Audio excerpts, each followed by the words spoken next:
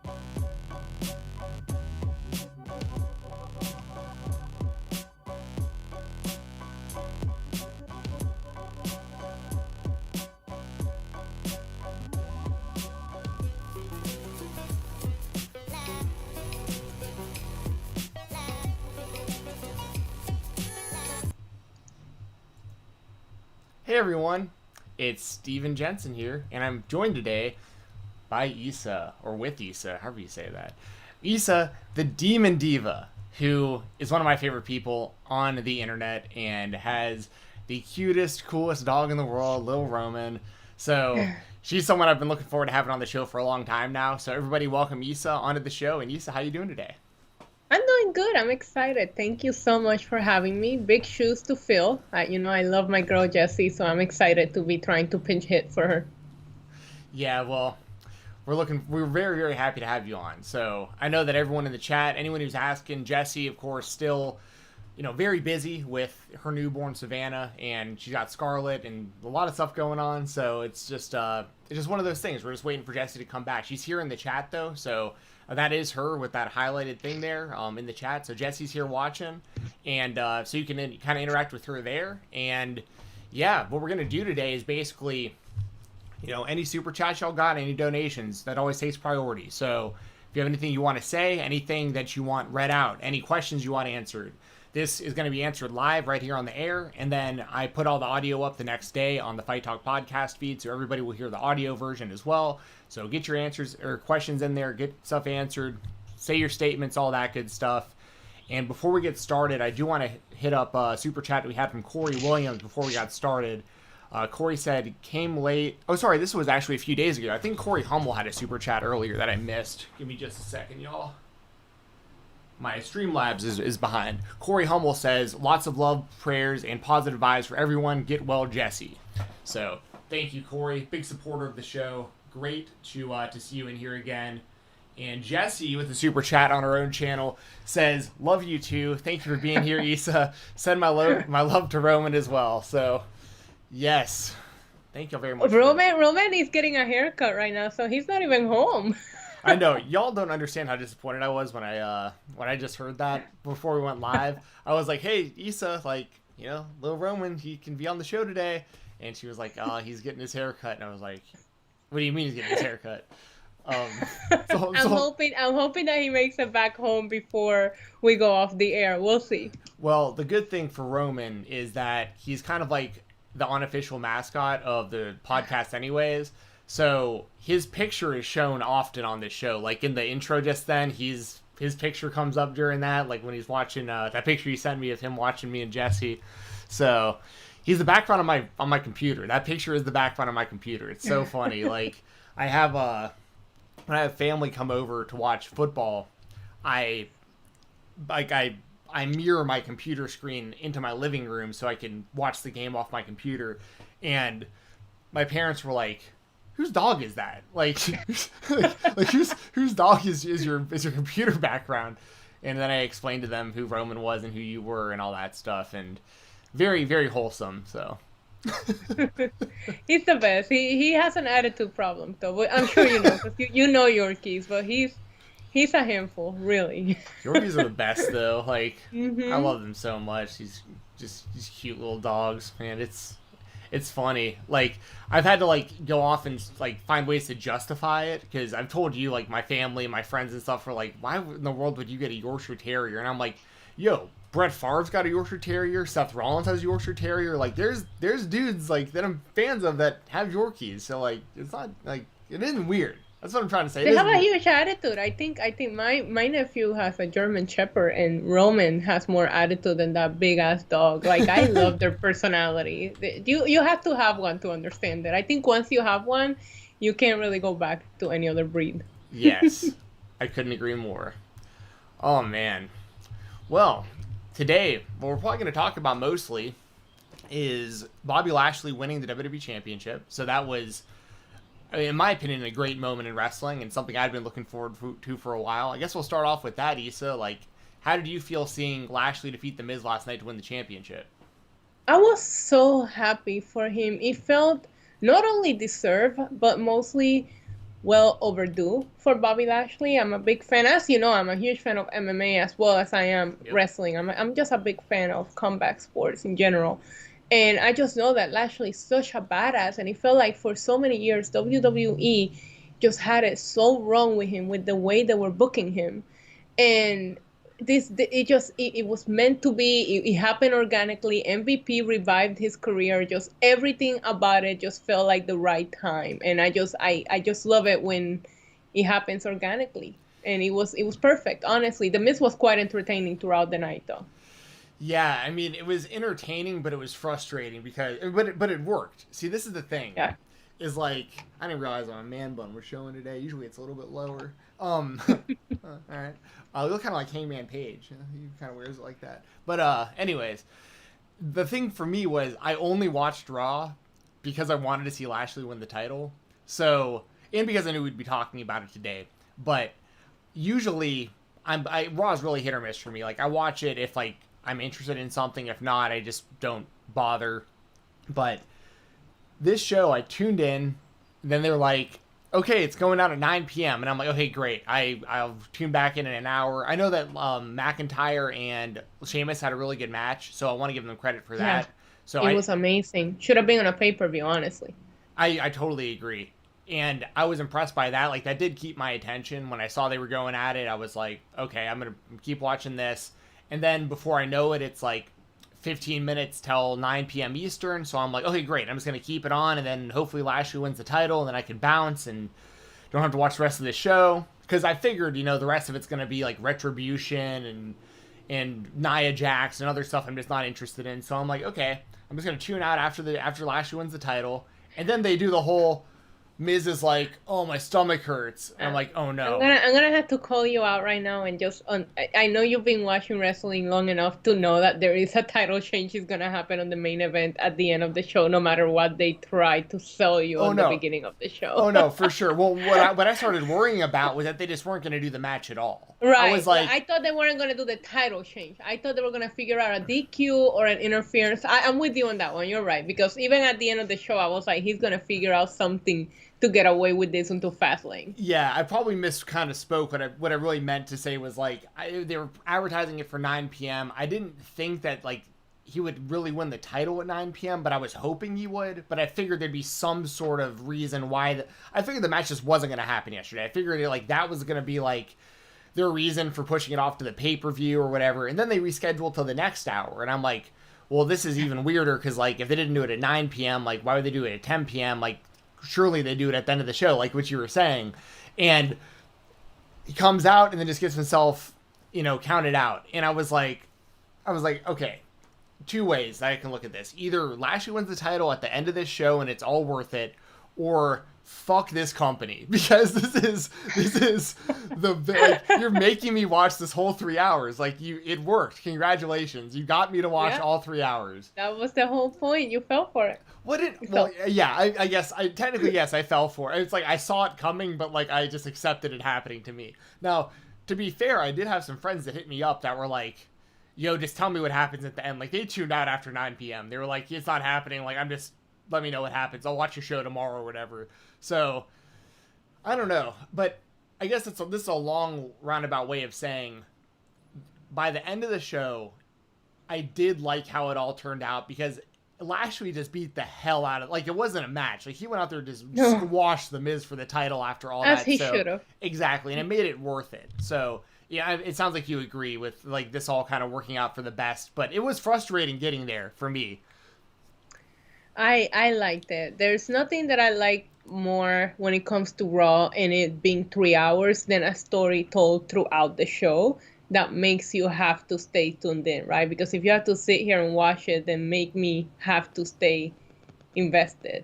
And they don't do that often enough. Used to do that back in the day, when a story will just run throughout the show, you know what I mean? And then all of a sudden they just stop doing that, and every hour just feels different lately. And yesterday they kind of managed to keep us invested from the beginning to the end with Bobby Lashley and The Miz, while giving us a couple of really good things here and there in between, with the whole, like you said, Drew McIntyre and Sheamus, etc. But I really, really like what The Miz did as a transitional champion. We know why they put the title on him, why it was a week-long, title reign or whatever it was, a week, 2 weeks. That being said, yesterday just reminded me why The Miz is the right panic button to press when you need to press it. You know what I mean? He's so good at his job. Even when they were doing the lumberjack, like when he would get out of the ring, he was offering title shots to the lumberjacks so they would like try to let him escape. Like this guy, he's so good. He's so good, and Bobby Lashley obviously deserves it. But listen, to be the person that they say, hey, listen, we gotta put the title on you just for a week. Can you do the most? He did the most. Yeah. Those are really good points. Like, because I've been a Miz fan. I've talked about it on the show a lot. Like I was a fan. Like I've got Miz merchandise from when he was on The Real World, like from forever ago. Like I was always a fan of his. I followed his whole story from like him going and he did the Road Rules challenges and like got the money to go put himself through wrestling school, right? And it's like goes to UPW, and a lot of people don't realize he trained at the same spot that Samoa Joe and John Cena did, like back in the day. And then so like I've always been a big fan, but even I was like, The Miz is the champion in 2021. Like they got such a stacked roster. How are they going back to The Miz? But the way that it played out did work out really well, I think. And I really loved during that match, like I was paying attention to Riddle, he was marking out. It was so funny because like Lashley was like picking Miz up like over his head and slamming him, and Riddle was like jumping up and down, like looking at people like, do you see this? Like, he's killing this dude. But do you know why Riddle was marking out, right? Like, we all know that Bobby Lashley was literally murdering Right. Riddle every week for the last month. Now Matt Riddle is realizing he's moving on. He's got the main title now. He's going to leave me and the U.S. title alone.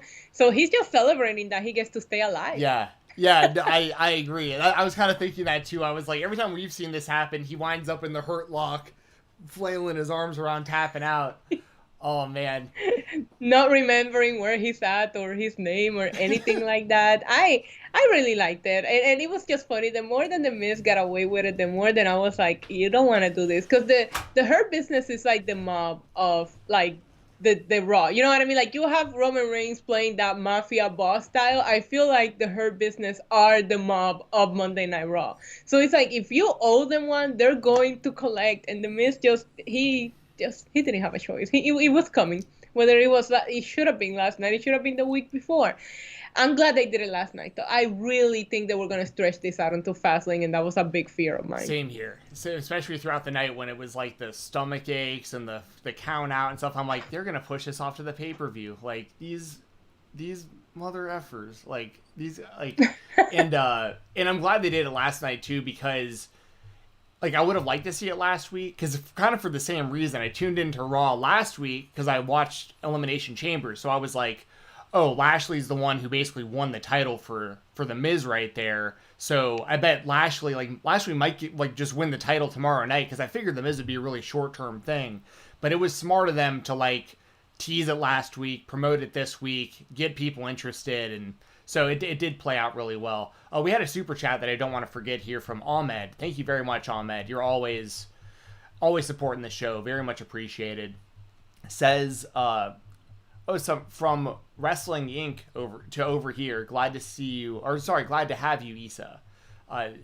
Here to send love and say hi. We miss you, Jessi. So, we got a fan there, Ahmed, who's tuning in and watching you right now, Issa. Yeah, I've been on Wrestling Inc. for a couple of weeks now. Actually, I think a month. I'm having fun over there talking, about Smackdown. I'm mostly on Fridays over there. Last night I got to fill in and talk a little bit about Monday Night Raw as well. So thank you. Yeah, do you want to know how small of a world this is, y'all? Especially in the wrestling world. I know I've talked about this on the show before, but I met Issa in person before we knew each other, like years ago, and it was at WrestleMania 33 in Orlando. And yep. I came to Orlando, and at the time when I got there, I only had tickets, I think, for NXT. And I was like, I'm going to get WrestleMania tickets, but like I had been talking to Drew, who I knew through WrestleRumble.com, mutual friends. And Drew, being the ticket guy, I hit him up, and I never met him either. So I'm just like DMing him, and he's like, hey, meet me at this pool at this hotel. And I'm like, all right. And I'm like, dude, and I'm thinking like, how am I going to stand out like to where we even know to see each other? Cause this pool was like, I found out when I got there was so many people at this hotel pool. So I was like, you know what? I'm going to be like the 30-year-old dude walking around in like this fucking John Cena shirt. Like, he can't miss it. Like, I'm going to put on this John Cena shirt and just walk around this pool until some guy like flags me down. Like, so anyways, I'm walking around. Unfortunately, there was a lot of wrestling shirts in Orlando that weekend, so you probably didn't stand out as much as you thought you would. I figured me being my age wearing the, you know what I mean? I figured he'd be like, oh, who's this Mark walking around in it? Oh, that's the dude who needs the ticket. Like, so, because it's like, I go down there with like all these like cool like NXT and indie shirts, and I'm like, I'm going to throw on this bright John Cena shirt and just start walking around. And I anyways, make a long story short, I meet up with Drew, and Drew's like, hey, man, just chill here for a minute. The person you're going to buy the ticket... felt like a fucking drug deal, bro. Right? And he's like, hey, the person you're buying your ticket from will be here any minute. And I'm like, oh, okay, I thought I was buying it from you. So, like, I'm sitting there, and it was chill. Like, they had, like, a bucket of beers, and we're just hanging out.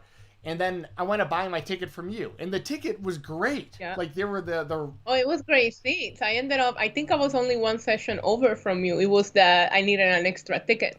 So he sold those. He did the ticket exchange for me basically because I took my nephew and my nephew ended up bringing someone, and I was like, well, shit, I was only prepared for you and me, buddy, you know. And so I was like, if I can find a third ticket. So of course I did the same thing. I called Drew and I was like, listen, can you hook me up? And he ended up finding me the same seats, just one extra ticket. So you bought my tickets and I bought tickets for. He had like 4 people there. I'm telling you, it felt like a drug deal. It was hilarious. My nephew was like, when we first got there, because I think he thought we were going to like a ticket office or whatever. Yeah. We get to the fucking Hard Rock Hotel and he's like, what is going on? And I'm like, just shut up and follow my lead, okay? When you walk up just looking like... I done this all the time with him. We did it in Dallas. Like, I'm the queen of last minute tickets. In Dallas, we did the last minute NXT because we both landed the day of NXT, so I did not buy NXT ahead of time, afraid that we will get delayed or anything, you know what I mean? But then we're both there and we have time to go see NXT. So I'm like, okay, fuck it. Let's find some last minute tickets. Like, I do it all the time. So my nephew, he just shuts up and be like, she's going to get us there one way or another. And he was just laughing because he was like, you don't get tickets at this shady ass hotel. Oh my, when you showed up wearing like a nice dress or something, I think you were like dressed up at this. So like everyone at the pool's like, oh, who's this chick? And like I'm just like buying tickets from this but it was but the tickets wound up being great. Like I thoroughly enjoyed myself in those seats, and to make, in this you probably don't even know, and I realized it after the fact too. We have actually been almost, I don't know what the right word is, peers. We worked for like the same person at one point. Years ago, I used to do Smackdown reviews for the Fans podcast, and you used to do, you used to do the Raw ones. I'm pretty sure, right? Like we used to so we were actually on the same platform years ago, and never knew each other, which is just go figure. Yeah, it is a small world when you really think about it, and it's also so big. Like there's the one thing that I love about wrestling fans is, I mean, wrestling in general is the amount of people that I have met through it, the amount of peers that I have met through it. But like, I have like friends all over the world. Like I have this group of guys that always travel from the UK, and I met them through Twitter, and now we meet at every WrestleMania, and they're I always call them my UK friends. And like, it's amazing the amount of connections that you make just by being a wrestling fan, let alone when you start covering it. That's a whole different ball game, because now you're getting recognized by people that you have no idea who they are. And I'm sure this has happened to you, but it happens to me a lot, especially in Brooklyn, like, because everybody knows I go to every show at Barclays, and I'm like, yeah, hey, what's up? I have no idea sometimes who I'm talking to. I'm still trying to be as friendly as I can, but I'm like, I have no fucking idea who I just said hi to, but hey, what's up? It's awesome. It's such a small world. Like, yeah, I've it's happened to me, not very often, but like it happens more so at like indie shows for me, because like, you know, less crowd. The coolest thing that's ever happened is there have been times where like someone's wearing a Fight Talk shirt like at a show that I'm at, and I'm like, oh my god, someone has my merchandise and they're wearing it here. Like I make it a point to like go buy them a beer, and like if they want a picture or anything, I'm like, yo, like thank you so much for buying this t-shirt. Like you have no idea like what this means, like just to see someone wearing this. Once again, it doesn't happen often, but every now and then an indie show I spot one and I'm like, holy shit, that guy's got a Fight Talk shirt. No fucking shit. Amazing. But for y'all, I'm sure it happens all the time to the kind of the women of the wrestling community, especially those of y'all who do like the find women who watch wrestling hashtags and stuff. Like those things get like hundreds of likes and retweets and stuff. Like y'all are like celebrities in the space, you know what I mean? I just stand out because I'm always wearing 6-inch heels to every wrestling show I attend, and people don't know how I do it. And I'm like, I'm wearing high heels right now as we speak. Like that's just I live in them.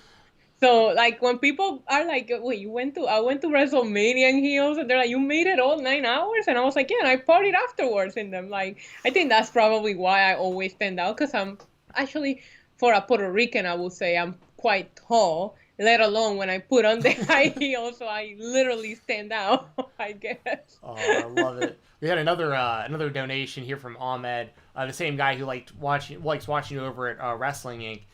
He just had another one before I read the last one, so we'll knock both these out. First one just says, "Let's go Issa." So, man, big fan there. That's awesome. And he said another one that says, as Moxley said, Issa, wrestling is a community, not just a sport. You're awesome, like always. So, yeah. Yay, thank you so much. Yeah, wrestling is a community more so than a sport.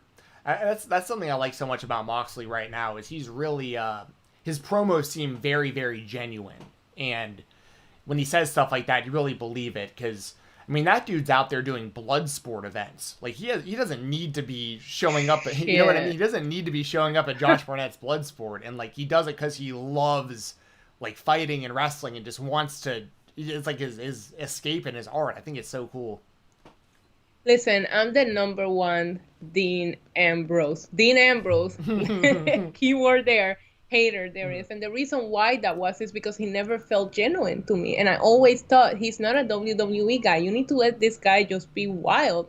And that's what they're doing with him in AEW. And I appreciate this guy so much more than Dean Ambrose because he just came off so scripted. And even when he tried to be genuine, you could tell he was holding back.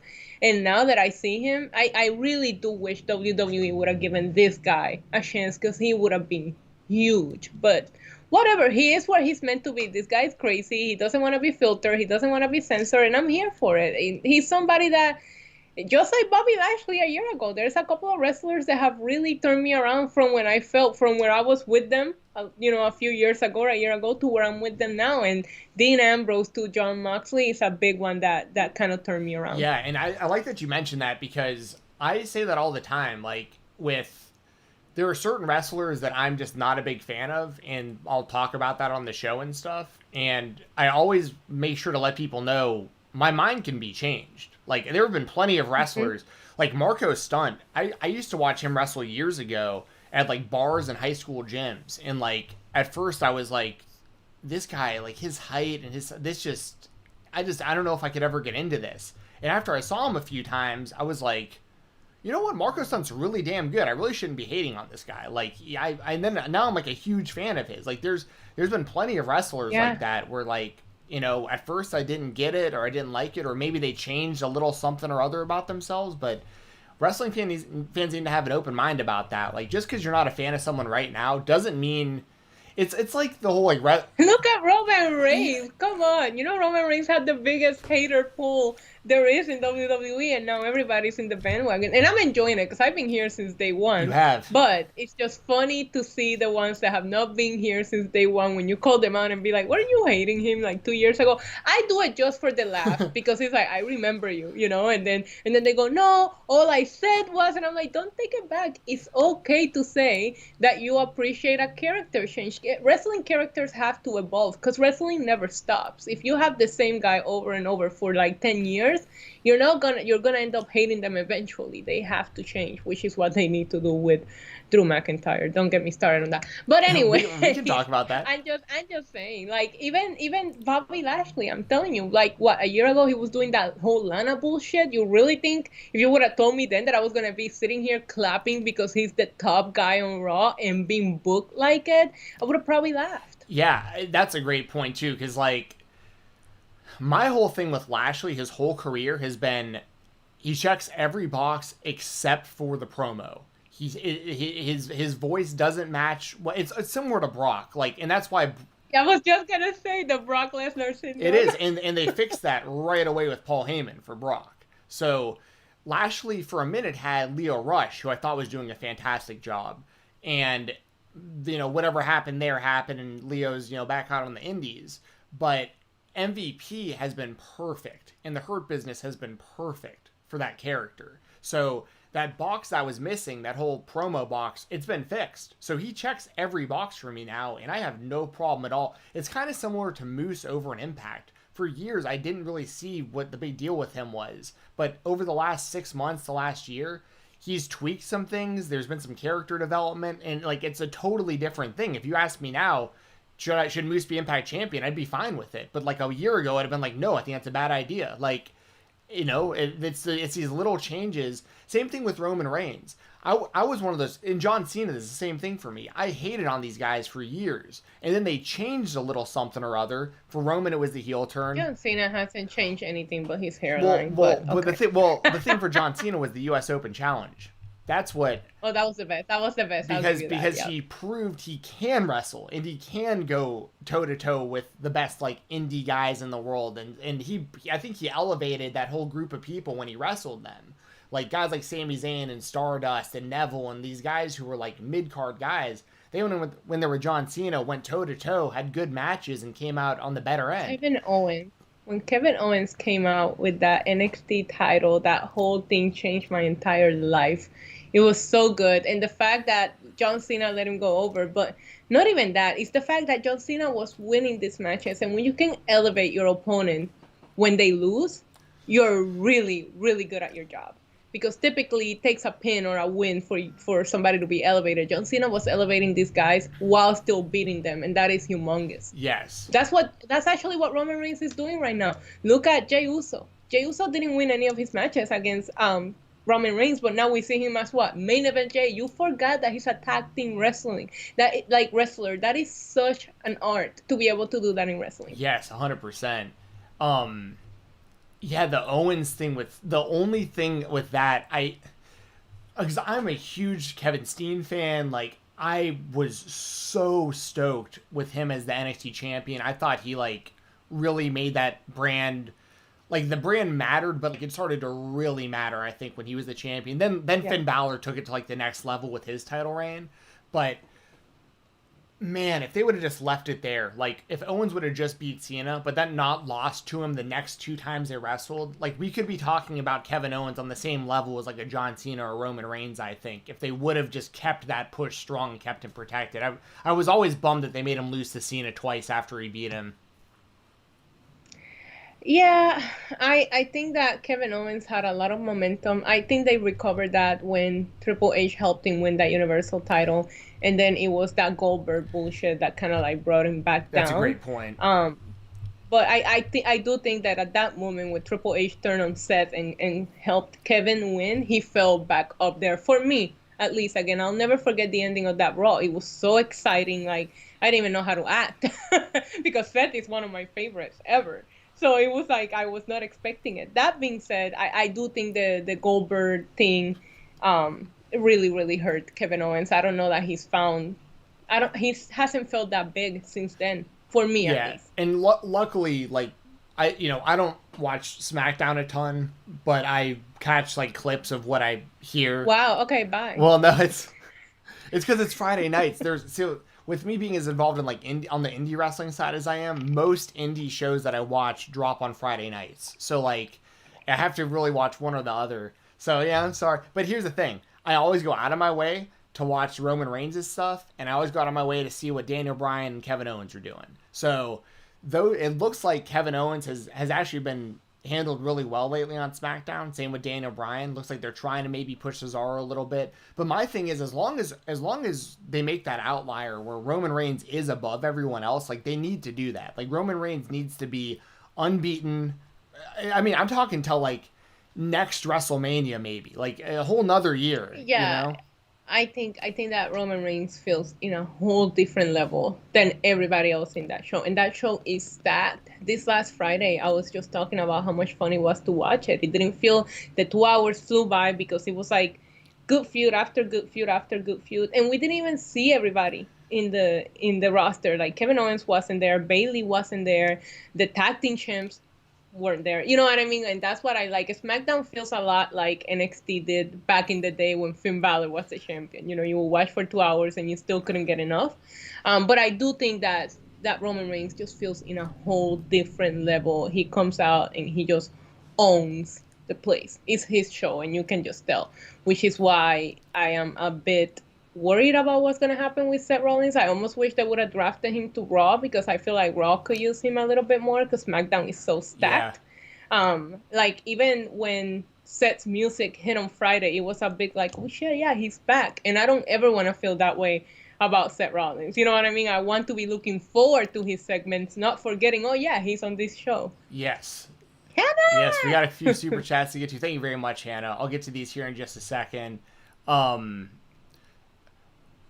was I gonna say? Jordan Lassiter said in the chat, "You're on thin ice now." Oh, he's talking about because I don't watch SmackDown that often. Here's the thing, y'all. Just full disclosure, this is one thing I'll always give WWE credit for.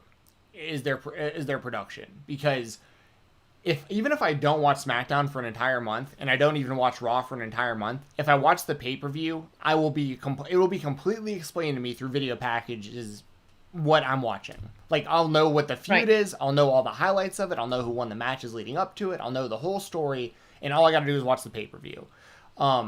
So I love that aspect of it because it saves me a ton of time of like watching 3-hour shows and 2-hour shows. Because this is the other side of it, Issa. I'm covering Impact on a weekly basis. I'm watching AEW live. I watch all these things on IWTV. It's because I cover it on the Weekender for Fightful on Sunday. So I'm watching so much damn wrestling. And that's not even to get into the MMA side of it, with all the MMA there is. Right. So for me, it's like a few things just get lost out. And for me, the WWE is the least exciting. Just me personally. So, but here's the thing. Roman Reigns makes me a big fan of what they're doing on SmackDown. And on Raw, Bobby Lashley being the champion, this is something where I'm going to watch Raw next week. Like, I want to see where this goes with him, and I want to see... Because here's the thing.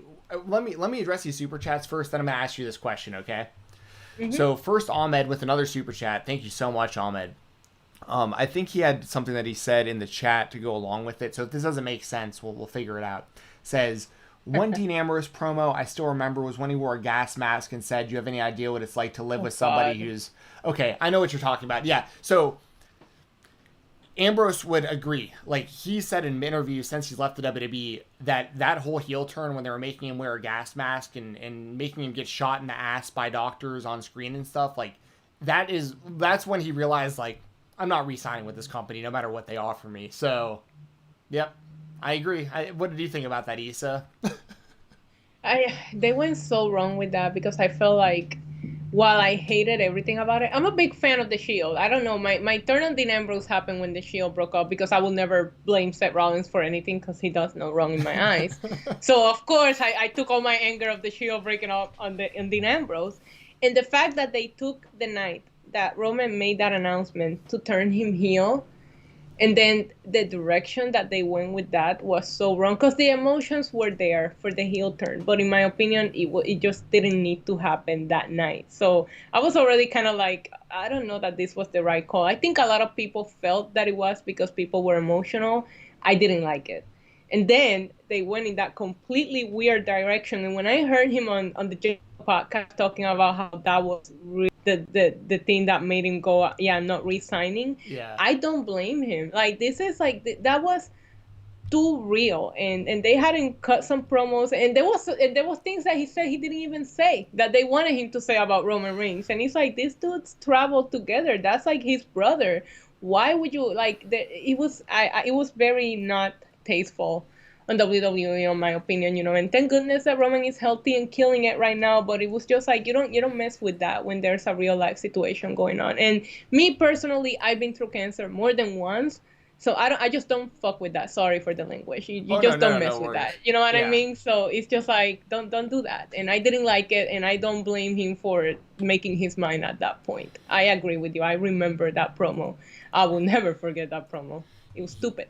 Yeah, it really was. Because I remember, like, during that, I think Moxley even said something along the lines of, like, they handed him, a sheet of paper or an envelope or something that had his next contract offer on it, and he didn't even look at it. He just, like, threw it right in the trash. Like, he didn't care how much money they were about to offer him. He was done. So, but he also even spoke about how he went all the way to Stanford to pitch what he wanted to do with his character upon his return, and they wasted that return on a tag team with Seth Rollins. Well, listen, it was great. I always pop for a return, especially when it's from injury. You want to see these guys come back healthy and looking better than ever, which he did. He worked on himself. He came back in amazing shape. He changed his hair. He changed his look, and then you have him come back to tag with Seth. I hate when they waste returns like that. They just did it with Charlotte too. You pair her up with Asuka for nothing. Like, it's stupid. And that will make me mad too, because a lot of times,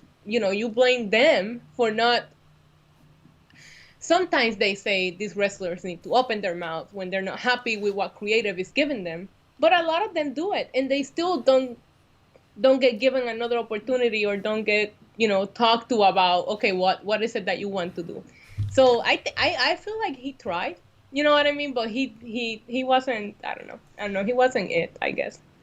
Yeah, well, I mean, that's true too. I mean, even on like a writing level, that's something that I think some fans don't realize is, they get really mad at the writing team a lot with WWE, and they're like, I mean, how could you got 27 writers writing for a show, and how is it possible that these are the stories and blah blah blah? And it's like, y'all really think the writing team doesn't have the same ideas we do? It's just because it's getting filtered through a 70-something-year-old man who's shooting all the ideas down. Like, I'm sure there's plenty of people with good ideas in that room, but then what they start doing is they start writing for Vince. Like, they realize that all of their ideas just keep getting shot down, so then they just start writing stuff that they think Vince is gonna like, even though it's not good.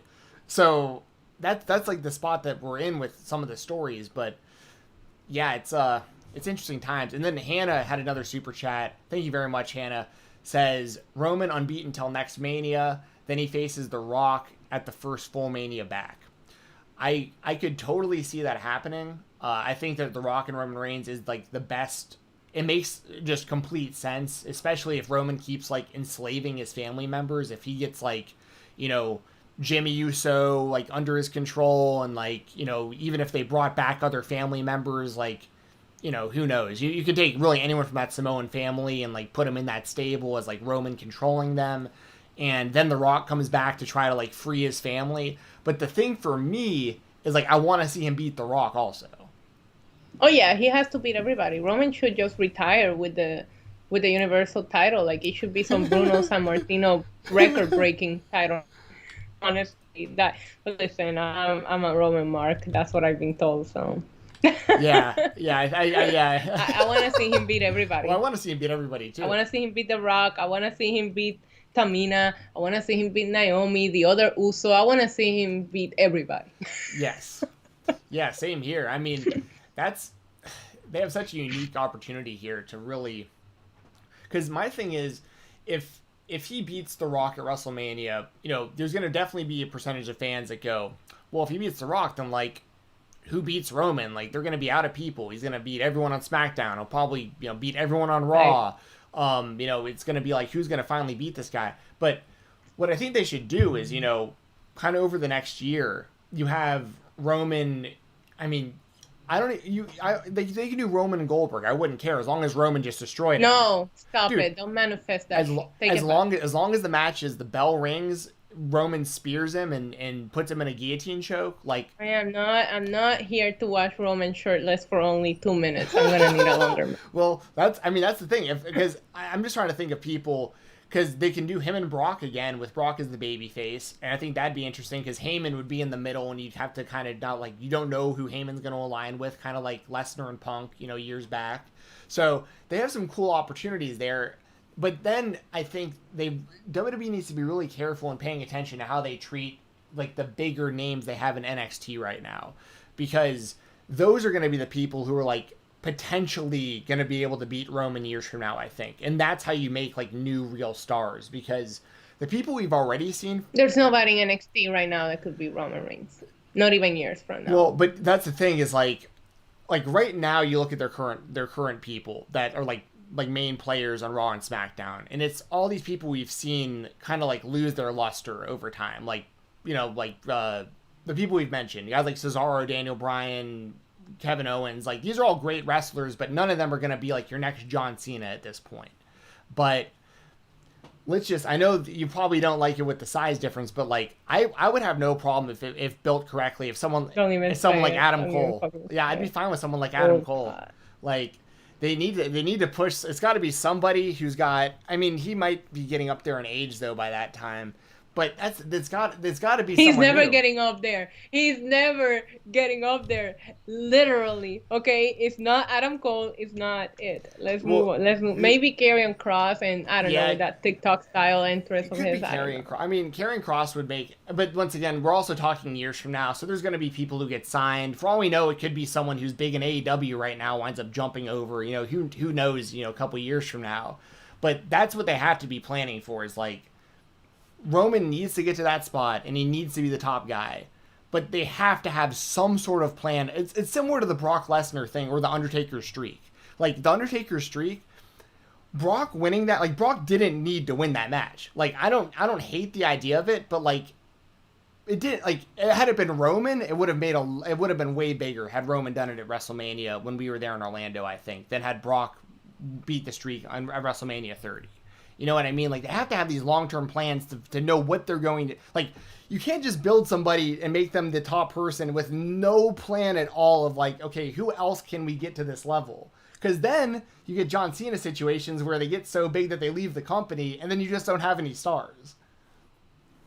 I didn't have a problem with Brock beating the streak, but of course, we all know I'm super biased on that. I do think they booked Brock right after that. They did. I mean, he went ahead to freaking murder John Cena in the greatest wrestling match of all time. I didn't like that when Brock finally lost after beating the streak, it was to Goldberg. Right. I didn't like it, but I liked the story that he told, and I was able to be there for him winning the Universal title, which was in my bucket list to see Brock win a title live. That's when we were there. That was the show we were talking about. Yep. And actually, that was a good match. That actually probably should have been it for Goldberg as well, honestly. 100%. But that night, even though it wasn't the streak, had The Undertaker not came back, and the next night, when Roman cut that "This is my yard now" promo, you could have had the Roman Reigns that you have now then if you would have really ran with it, and they didn't. They put him right back to what they were doing with him, the big dog, you know, and that was the mistake because they had it. But I partially blame, and I love him, I love the guy, but I partially blame Taker not being happy with his performance at that match and wanting to come back and redeem himself. And I understand that because I feel like Undertaker gave so much to the business that if we're gonna do is undo his retirement so he can come back and make up for something he's disappointed with, you do it because he gave enough to the business. You know what I mean? That being said, if you really would have booked Roman Reigns as a badass heel after that night on, what we have now, we could have had it years ago. Yeah, I agree. And then at this point, we would have the guy that they wanted back then. Because after a couple years of what he's doing right now, well, I shouldn't even say a couple years. Really, it's going to be whenever fans are back. Because when they get full stadiums again, people are going to be cheering Roman with this character. Because it's a really entertaining character. Like, he's going to get his boos because he's a heel. And it's like, that's what they want. But this is I guess my point is eventually Roman Reigns is going to be the biggest babyface in the company, but they're doing all this, like, it's taking like 5 years later than what it should have. Because what you're saying, had they pulled the trigger then, today we're probably talking about Roman Reigns as like that top babyface in the company and everyone's behind him. But because they waited so long, now we're getting the heel run and we'll get his babyface run, you know, a few years from now. So it just kind of prolonged everything. Yeah, I really, it's sad, but I think Roman is going to have a long reign, and it's just because I don't know that there's anybody there yet. Yeah. Can we build them? Of course we can. Look at what they just did with Bobby Lashley. There's so many careers that can be turned around in a really good run where you really forget what they were doing before. I think they could do it with anybody that they really wanted to if they put creative fully behind them, but they're not really doing that for anybody right now.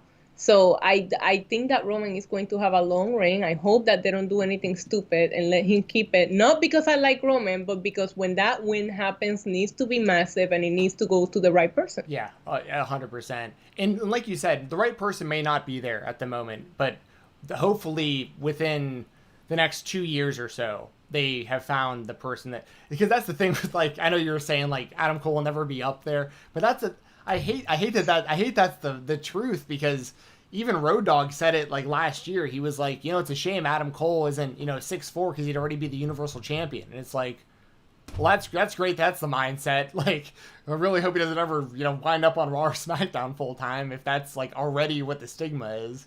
So, yeah. Yeah, I don't know. He doesn't do it for me, and hopefully I think he's great in the ring, but I think he's that guy that you want your favorite guys to face because they're gonna have a good match against him. Not, you know what I mean? Like, and that's not a good position to be in. I want him to carry himself more like a champion and like the guy, but this whole I don't know. I fought for Roman because of the way that he looks. Or last night, I love seeing The Miz and Bobby Lashley come out in their suits, and I just think like this whole look at us in our little cute Undisputed Era T-shirts all the time. Like it's not it. You know what I mean? But listen, NXT also feel like the minor leagues, and when you bring them up, that could be when you really do that reset. This is it. I made it, and I'm gonna make sure that I make the most out of this. You know what I mean? A lot of people are not watching on Wednesday, so you can really reset that character, and it's very hard for me to get behind a smaller wrestler. So I'm hoping that he changes my mind when he comes up, because I do think there's so many guys that I want to see him go against. But that's the problem with Adam Cole. I just want to see him go against my favorites because I know it's going to be a good match. It's like borderline AJ Styles territory, but AJ Styles, I love seeing him as champion, where with Adam Cole, it doesn't matter. You know what I mean? I see what you're saying. Interesting. Yeah, I think AJ Styles is still one of the best in the world. Like, even at his age, yeah, he's still killing it. We got another super chat from Ahmed. Says, AEW, WWE sucks, LOL. Good night, y'all. Well, Ahmed, I agree, but I also it isn't that WWE sucks. It's that Raw has been really bad for the last few years. But once again, what we're talking about from yesterday and the week before, those are two good shows. Like, I have nothing bad I can really say about it. I mean, there's some things, like, I think Retribution's lame as hell, but, like, that's just a personal thing. Like, I'm just not into the story. But for the most, for the most part, it's been, and from what I'm hearing, SmackDown's been killing it. So, like, I can't say anything bad about SmackDown at all.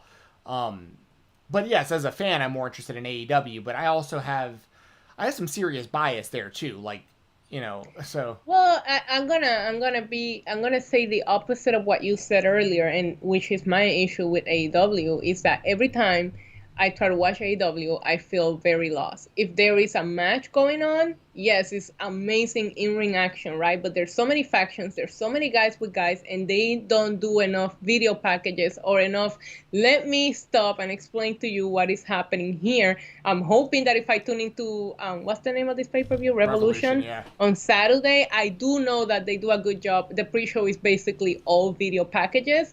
So I am hoping that this could be where I get caught up, but I am telling you, I don't think that AEW caters to the I'm just tuning in for the first time viewer, right? Yeah. Because I have tried to get into it multiple times and I feel lost because they assume everybody watches BTE or watches their YouTube stuff. And I'm sorry, that's not the case. And if you're looking at it as a casual, I'm just tuning in for the first time perspective, they are not catering. And that might be the reason why Wednesday nights are hitting that staying in the same numbers categories, because you have your hardcore group and you're not gaining anybody new. And it's not because lack of talent on creative. It's because if you're tuning in for the first time, you had no fucking clue what's going on, honestly. Yeah, you're very right about that, because, you know, I watch Being the Elite every week, but that's most of the Dynamite audience isn't, because you can look at the YouTube numbers and see, like, if Being the Elite does like 100,000 views, but Dynamite does, 800,000. It's like, that's a very small percentage of your audience that is watching Being the Elite. So that's very, very true. There have been plenty of stories and stuff on Dynamite that you're seeing on the show, and unless you're watching Being the Elite, there's no way you could have any idea what's going on the show. So yeah, the last time I didn't feel lost watching AEW programming was the last pay-per-view, and it is because the pre-show was literally all video packages. So once the pay-per-view started, I actually knew why this person was fighting this person. And while I don't want their entire shows to be video packages, I just don't feel like they do a good enough job at telling you why these people are with these people, and then these fractions break up, and this person go with this person, and you just don't know. You know what I mean? And it's just, I do think that they could do a better job at saying, hey, if this person tuned in for the first time, will they understand what's going on in this show? And the answer is not for 90% of it. Yeah, and Jessi in the chat said, definitely good point, Issa. Feels very, quote-unquote, insider, if that makes sense, which is true. I totally agree. Yeah, but NXT felt very insider back before the USA Network days, but you kind of still knew what was going on with who. You know what I mean? When NXT was just in the network and not everybody was watching it. I remember being in Dallas, and I think it was, I hate to bring them up, even though they were in the news this weekend, but I remember when Enzo and Cass came out and debuted at that Raw after Mania. Yeah. and the crowd went crazy, and there was a couple of people that were like, what is happening? And we were all like, hi, you don't watch NXT, you don't know what's up.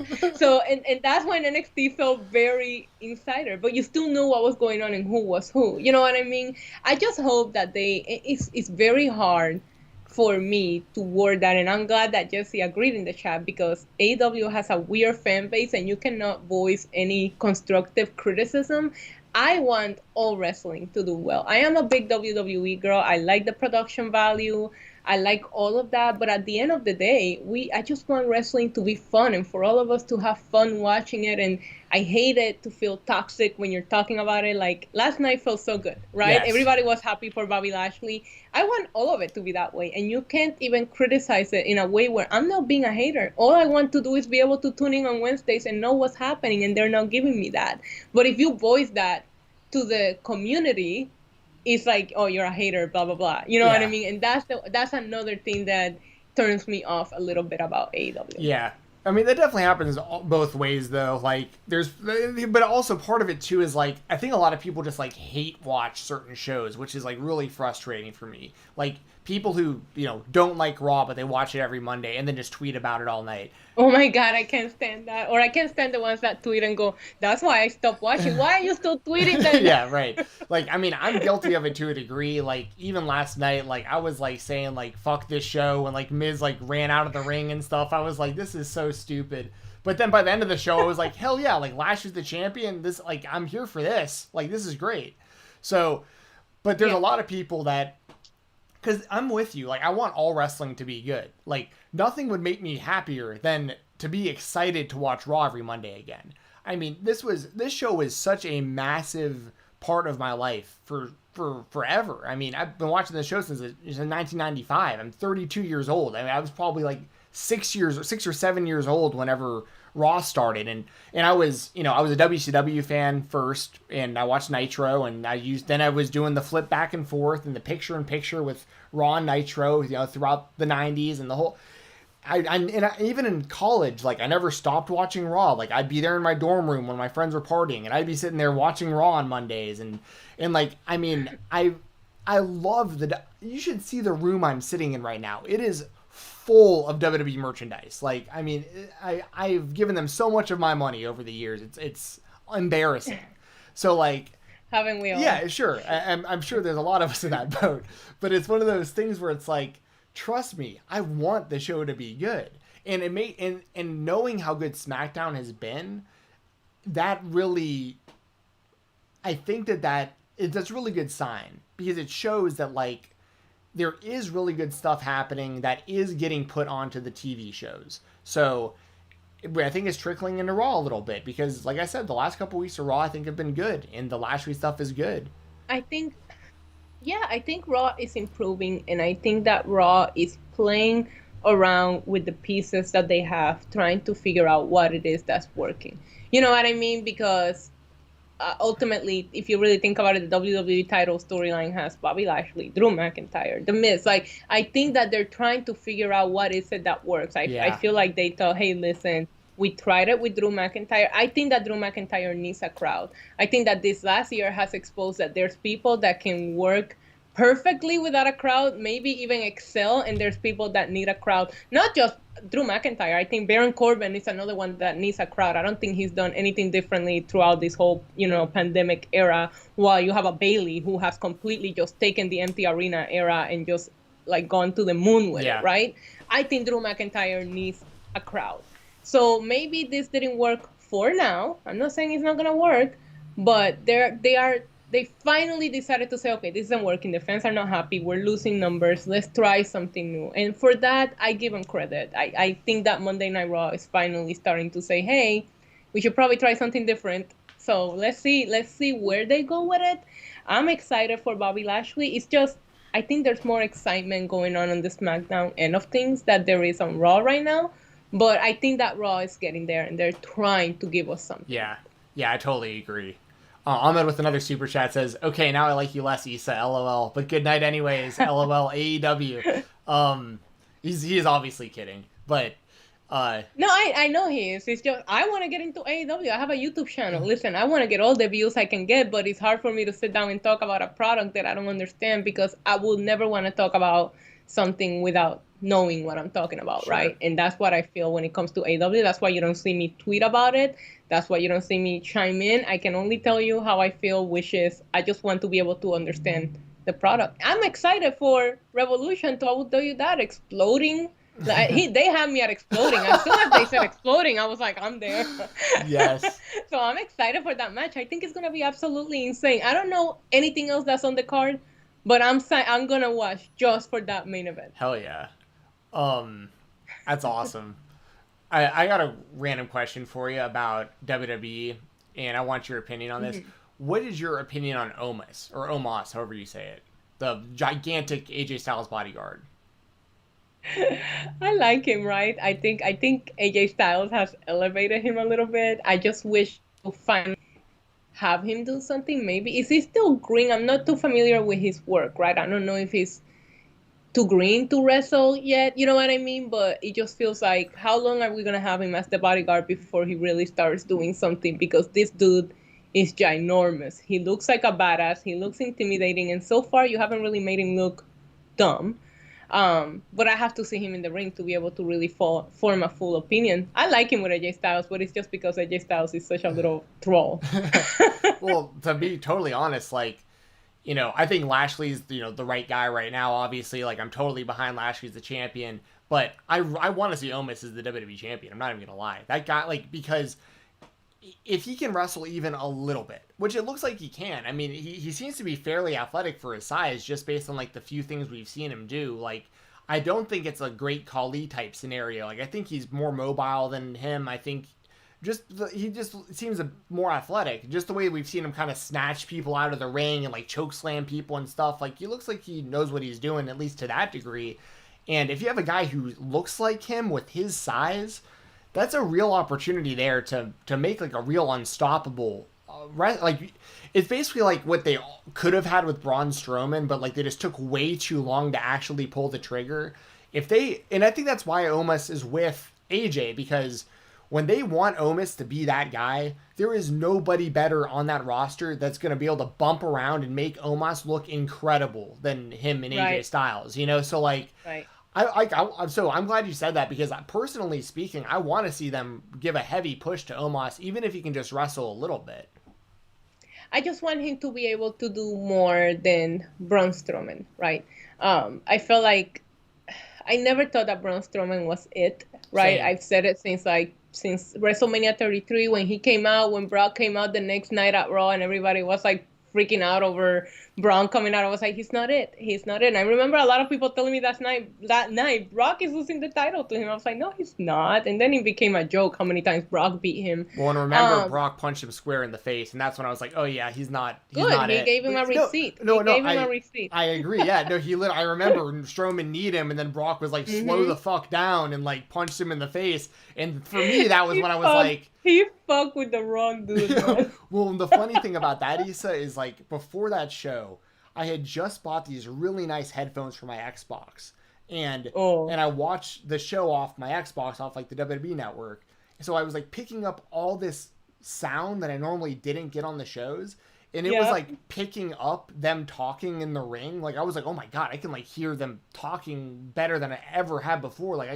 And Strowman seemed so lost in the ring against Brock. Like, you could tell Brock was just throwing him around like, bro, do you have any idea what you're doing right now? And then like he punches him in the face, and I was like, yeah, Strowman's not winning this title. Yeah, I never thought that Strowman was it already, and I actually spoke about that on Wrestling Inc. last night. I said that whole Universal title reign was such bullshit, because we all knew it was a hand-me-down, because Roman couldn't make WrestleMania, and they had to do something about it, and they literally just say, here you go, just carry this for us until we figure out what to do with it. And I think that completely finished him, right? Like, you see him now, and he's just like, why? I don't want that to happen with Omos, and I feel like that could happen easily if he's not good in the ring, right? Because I do think that was happening to me with Braun Strowman. After he stopped having the ambulance matches and the no DQ matches where he could throw things around and he was having regular matches, really all he was doing was he said, running around the ring. It looked like it was in slow motion to me, Yeah. and power slamming people. So he needs to be able to do more than 2 moves, because that gets old really quick. I feel like we are in an era where fans appreciate in-ring action and in-ring skills more than back in the day when it was just entertainment. If you watch wrestling back in the day, these guys really only did 2 moves. You were there because their characters were larger than lives. Now we also want them to be able to go in the ring. Yes. So because of that, I just need him to be, not to make comparisons because of their sizes, but he needs to be better than Braun Strowman. It's funny, yeah, and I totally agree with everything you're saying. Like, I never saw Strowman as like that guy either, but because of his look and because of the way that he moved, I was like, you have a chance here. Like, the guy's humongous. Like, it's you got a shot. Because of his look, the look is what kills him. The look is why I said he wasn't it. That's not gonna sell posters. I'm not buying that fucking pay-per-view share. I don't want to sit on that. It's true. It's true. Listen, I'm in marketing. I've ran companies before, and that's a big part of it. It's you true. You have to be able to have somebody that you can put in posters, and they either have to be intimidating and good looking like Roman Reigns, he can do both, or they have to be a badass like a Brock Lesnar, where you see that in the poster and you go, oh shit, people are gonna die. Braun Strowman just screams oversized hillbilly. I mean, that's fair. That's a fair point. I mean, you're not wrong. There was something I was gonna say about.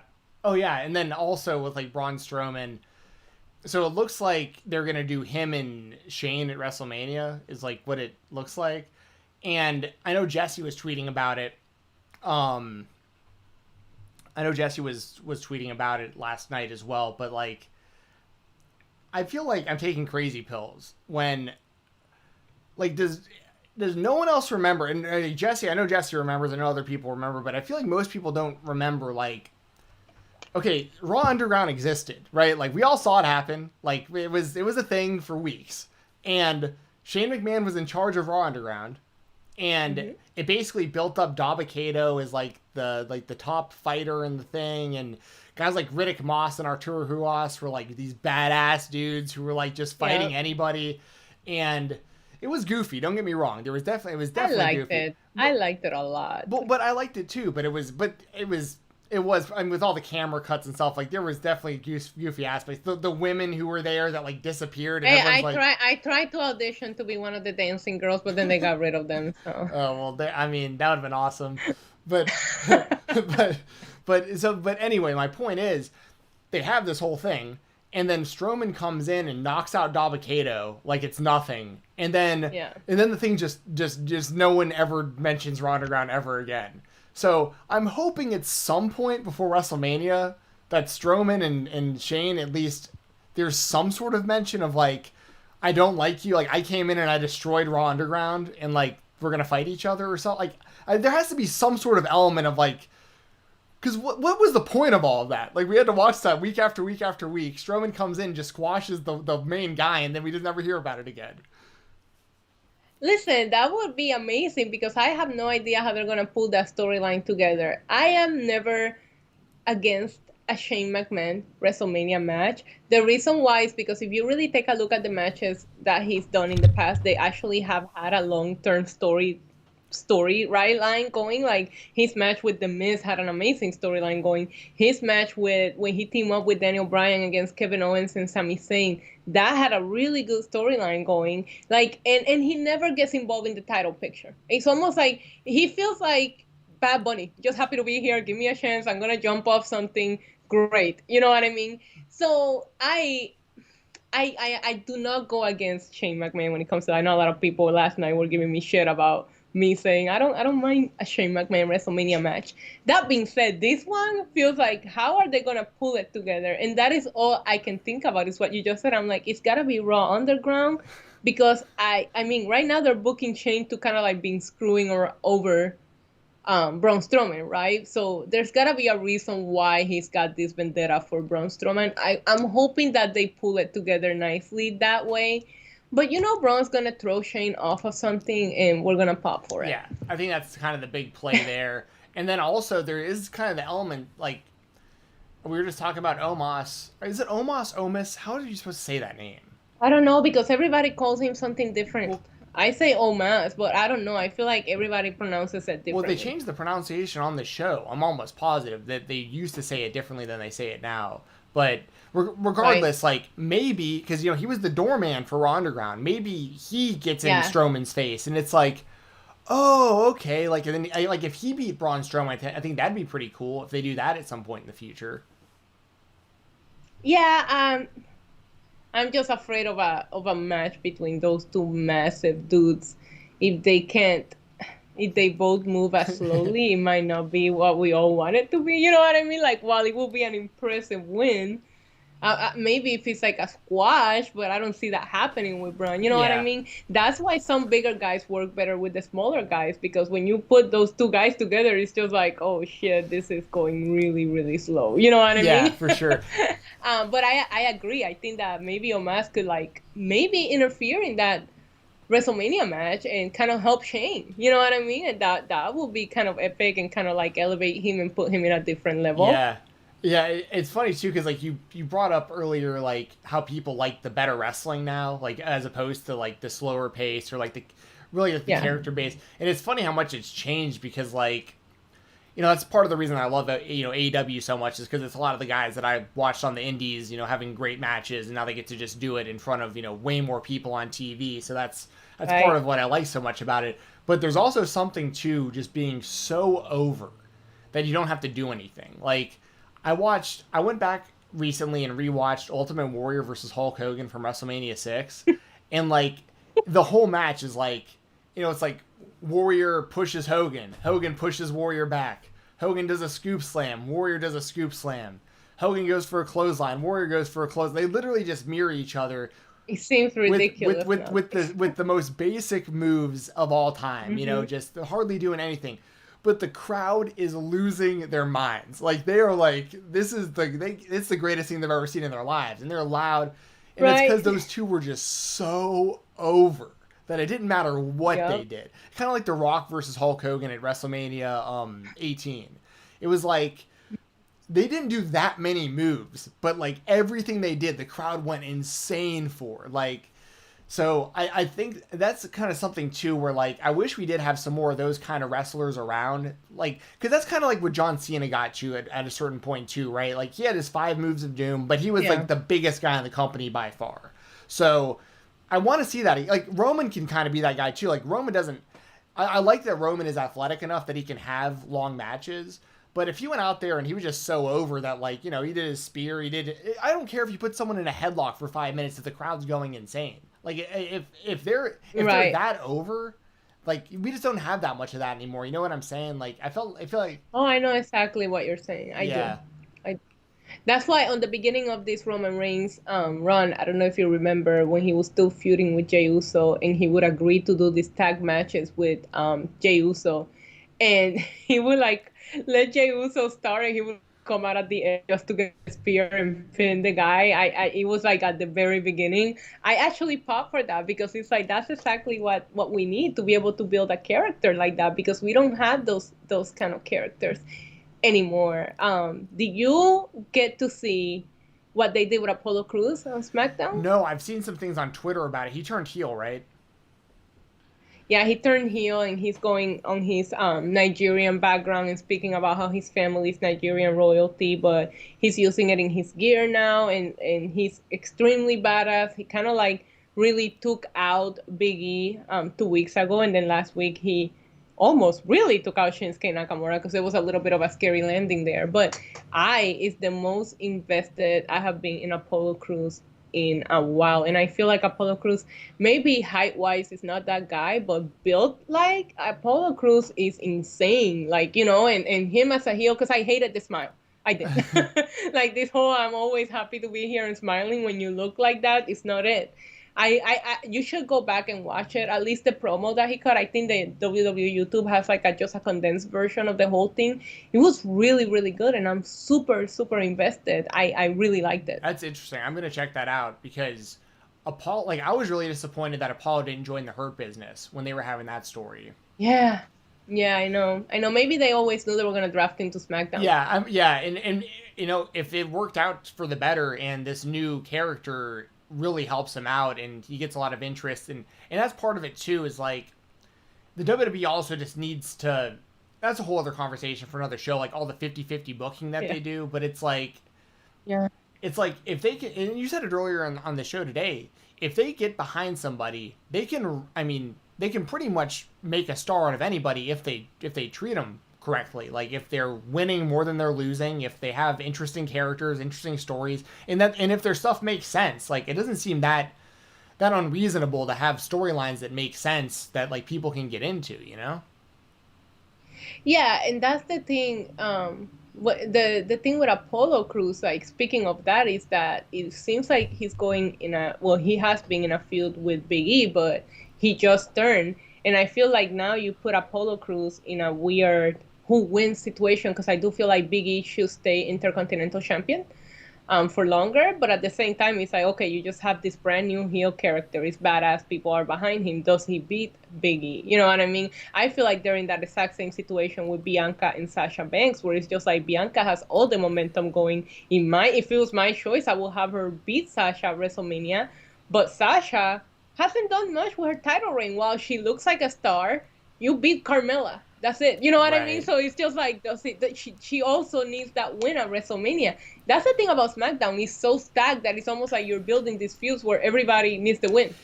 And I guess it makes it more unpredictable, I guess. You know what I mean? But I feel like going into WrestleMania, I really wonder which direction are they going to go in these feuds, where both people they're booking themselves in a losing corner. You know what I mean? Yeah, I totally agree. Like, I'm glad you brought that up, because that's exactly how I feel about Edge versus Roman Reigns. Because I feel like Roman has to win that match, but the whole story is Edge winning the title back that he never lost 10 years ago. So it's like, on one hand... Well, that was the WWE Championship. He picked the wrong person. Well, so no, it was the world title that doesn't exist anymore. The big gold belt. He should have picked the Miz. Oh, and that's yeah. No, well, here's the thing. Like, logically speaking, I think it would have made more sense for him to go after the Raw title, because that was the show that like he had been on, and even if it was McIntyre as the champion still, I think Edge beating McIntyre, like, that makes sense. I don't think that's a big deal. But like, if Edge beat Roman, I think that's a big mistake. So like, but like the whole... Edge is not beating Roman. No, I know, but I don't think he will. But my point is, like, that's the whole story, is Edge winning the title at WrestleMania. Like, because he didn't ever lose it 10 years ago at WrestleMania. So it's like, for that story to play out, if he would have beat McIntyre for the belt, like, I think that would have made total sense. But he can't can't beat Roman for it. So, but it makes it interesting. I have to tell you that I was very into it, especially after Elimination Chamber, when he came out and speared Roman and did the whole sign pointing, you know. But I don't know if you saw the SmackDown before Elimination Chamber, where they did amazing use of Edge backstage, right? He went and stopped and spoke to every Elimination Chamber contestant, as in, you know what, it's a possibility that you and I might go at it at WrestleMania, right? And he even got to Daniel Bryan, which I lost my shit because I want to see that match.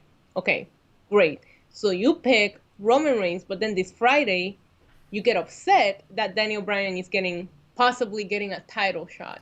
If you are the ultimate opportunist, or whatever the fuck it is that he called himself, you should have helped Daniel Bryan win at the end of SmackDown to get the title shot, because you should want to go against Daniel Bryan over Roman Reigns. That's logic. And he got upset that Daniel Bryan was getting this shot. But it's like, okay, but last week you were backstage talking to Daniel Bryan about how cool it would be to face him at WrestleMania, but now you're pissed. So it's like, I don't think the story is going in I want to get my title back anymore. I think the story is, I want Roman Reigns. And that is the way that it came off this Friday. Not before that, just this Friday. Because of that, I think if I'm Edge, I am going to help Daniel Bryan win, because I would rather face Daniel Bryan than Roman Reigns at WrestleMania. That makes sense if you're the ultimate opportunist. Those are all great points, because AEW did something kind of similar to that, and it made no sense logically, where it take kind of long to explain, but there was basically a whole thing where, like, the Young Bucks were the tag team champions, and they had this whole battle royal where they were in the match, and if they won, they got to pick their opponents at Revolution, and they would have picked the Good Brothers, but anyway, they don't win the match, and it winds up being Jericho and MJF, and that's what the title match is going to be at Revolution. But during that, so that happens. The Young Bucks don't win, so they don't get to choose their opponents, and they're backstage talking to the Good Brothers after the match, and they're like, "Man, we're so angry that what was the team that they wound up? They're like, we're so angry with Santana and Ortiz with what they did. We're gonna give them a shot next week at our titles." And it was like, wait, if you could just choose who you wrestled this whole time, what was the point of the Battle Royal? Like, you could have just you could have just chose the Good Brothers. Like, if you can just choose Santana and Ortiz for Dynamite, just give your friends a title shot if you want to. Like, it just didn't make any sense. Right, and that's exactly what happened, because it's like, okay, so the way that Edge made it sound on Friday was like, oh, I had to make it through 29 contenders to earn this title shot, and now Daniel Bryan is just going to get a title shot. And I was like, but wait, you were just perfectly fine getting a title shot last week at Elimination Chamber. That hasn't changed. You know what I mean? Like, he should have came in and said, no, none of these guys get. First of all, I think the Elimination Chamber should be, I think that the Royal Rumble winners should pick the next night, and the Elimination Chamber should be for number one contenders for the titles that are not picked, right? So if Edge pick Roman and Bianca pick Sasha, then you have Elimination Chambers matches for Asuka and Drew McIntyre, The Miz, Bobby Lashley, whatever the fuck's going on Raw, because it's like hot potato right now.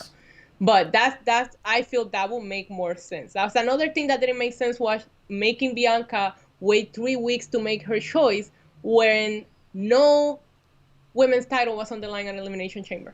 So why do we have to wait 3 weeks for her to make the decision when Elimination Chamber didn't change who she would have picked? You know what I mean? So I don't know. I guess maybe we're just overthinking everything, but it's just like there's so many holes in their storylines that it's just common sense. It's just plain common sense. And I felt that way about Edge. I was like, this is not making any sense, because you didn't pick a contender. You pick a title. Ultimately, you're picking a title that you're going after. Whoever holds the title could change any time between now and WrestleMania. You know what I mean? Yeah. At this point, I feel like he's more obsessed with fighting Roman than he is about getting the title. Yeah, that'll totally make sense what you're saying. Like, I've always, there's certain things about wrestling. It isn't just the WWE. It's like but this what I'm gonna say specifically is about the WWE, but you could really apply it anywhere. Like the Royal Rumble match, for instance. Because that's like my favorite match of the year. Like, I always get excited for the Rumble because of the surprise elements and all that stuff. But the rules are so shit. Like the fact that you can just like leave the ring under the bottom rope and just there's no, like, what they need to do. Let me know if you agree. They need to do a 10 count if you leave the ring. So like if you're in the Royal Rumble match and you leave the ring, it's a 10 count. Like there's referees all around the ring. So it's like they start counting to 10. If you got to get back in the ring for within a 10 count. I think that if you're coming out for your entrance, you have to enter the ring before coming out. Like, if that next person after you gets in the ring before you do, you're out. Like, you can't just not get in the match. Like, so there has to be, and the 1 foot rule thing is so dumb. Or the 2 foot rule thing is so dumb, rather. Like, there's people landing on their backs with their feet in the air and not getting eliminated. Like, my thing... So is the people that are already eliminated coming back in and eliminating someone. Yeah, I'm sorry, yeah, what? You shouldn't be able to do that either. Once again, there are referees all around the ring that are all seeing it and can easily be like, that guy was eliminated, that elimination doesn't count. Like, I mean, they should have they're very simple rules that make a lot of sense. Like, I think if, in all honesty, I wouldn't even care if you had to go over the top rope. I think it's old school little kid rules where it's like, the floor is hot lava.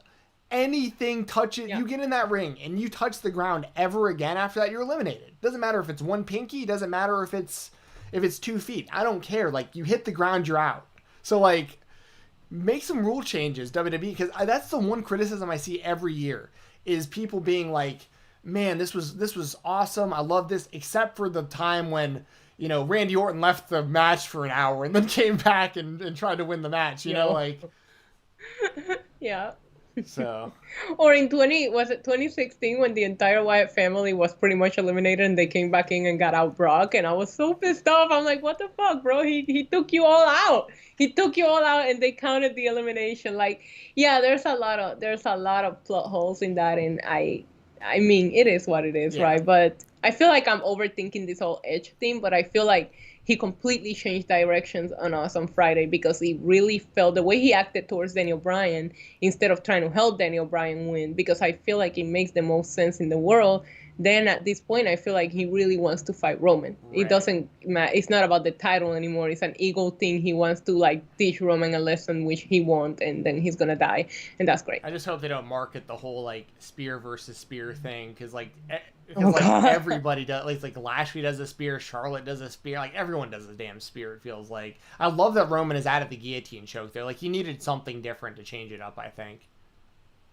Yeah, I agree. And this Friday, he had like the most sexiest, sinister smile when he was choking out Daniel Bryan, and oh my God, yes. Good night. I was living for it. It was amazing. Good. Listen, I like the guillotine, but I do think that Roman makes Edge's spear look. Edge's spear is like, I guess I should say Roman Spears looks superior, and it's just a size thing. I don't know why. To me, Edge just looks so fragile next to Roman Reigns. I don't know what it is. I didn't want Edge to pick Roman. Honestly, I didn't.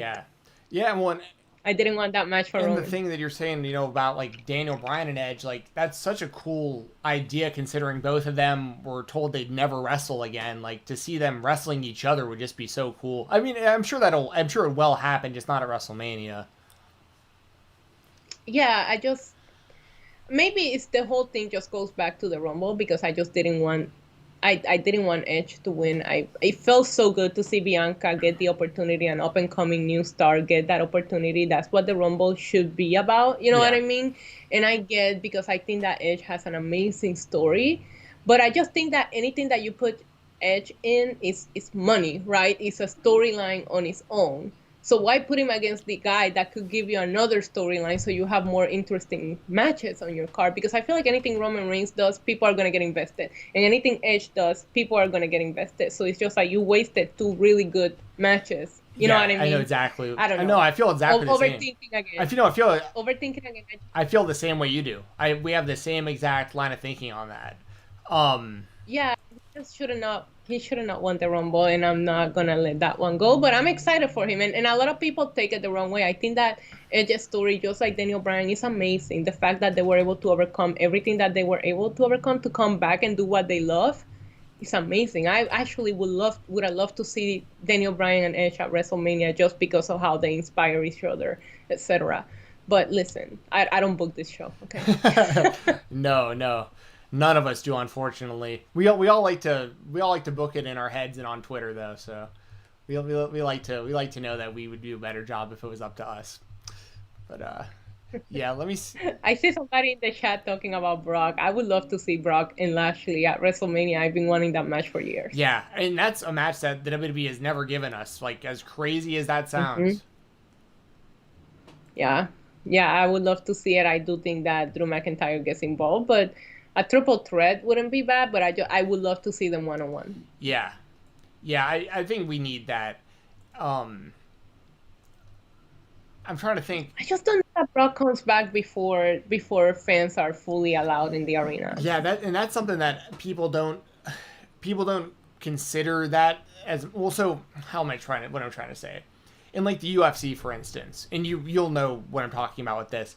It took last year, a lot of people gave Conor McGregor a lot of shit because they were like, you came out here, you beat Cowboy Cerrone in like February or whatever, and then he was talking about fighting like 3-4 times in the year and blah, blah, blah, and everyone was like, screw Conor McGregor, he's not a real fighter anymore, blah, blah, and it's like, well, no, what y'all aren't considering is like a gigantic portion of the money he makes is because of the live attendance. So like, they were trying the gate money, right? Exactly, and they were trying to figure things out until they could get a crowd for his fights, because it's just so crucial for a guy at his level to have fans for the money he makes. And they figured things out, but it took like a year, and also people didn't expect the pandemic to last this long and stuff. So, anyways, he came back and he fought Dustin Poirier, and he made a lot of money, but it took like a year to get him back in there. But a lot of it had to do with that. It's going to be very similar for Brock. Mm-hmm. Like, the WWE isn't going to want to pay him because he gets paid so much money. He gets paid what, like $5 million a year to show up like 4 times or whatever it is. Like, Yeah, I think it's like $500,000 for a pay-per-view, and you're not making that anymore. You're not. Exactly. You're not, without having the people coming in and buying the tickets and all the money that comes along with that. Like, I'm not saying that they won't get Brock back. It's just it just makes more financial sense for them to wait for fans for someone like him. But if they're willing to take kind of a loss on it for like the buzz that it creates having him back, that's one thing. But that is, I'm glad you brought that up, Issa, because that's something a lot of people don't consider is some of these wrestlers make so much, or so much of their percentage is because of the live gate, that like that's why you don't see them right now. Yeah, and on top of that, it's like if you are running a company right now, you have to keep.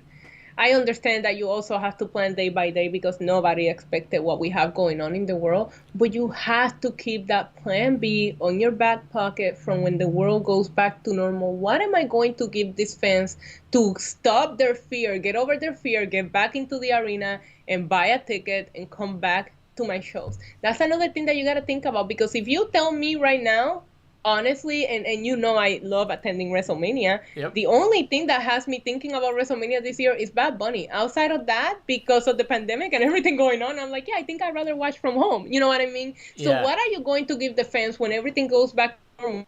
That's going to make me, oh no, fuck it. I'm going to travel there. I'm going to buy a ticket. I'm going to pay for a hotel. It's going to be a Brock Lesnar. If you give us, because you already used Roman Reigns. That was your other plan B, right? So you have to have a big return or a big debut in store from when you want to make that ticket money. And I would personally save Brock Lesnar unless I just can't or networks are demanding more from me. I will save him until I'm making that gate money. Yeah, 100%. See, East is out here spitting facts, y'all. Spitting facts. I love it. Well, we've been going like, geez, it's almost been like an hour and a half or so already. I don't want to keep you here all day. Is there anything else that you wanted to, I'm going to let you plug all your stuff here in a second, but is there anything else you wanted to bring up or talk about before we kind of like started wrapping up here? No, I just want to say I love Bad Bunny.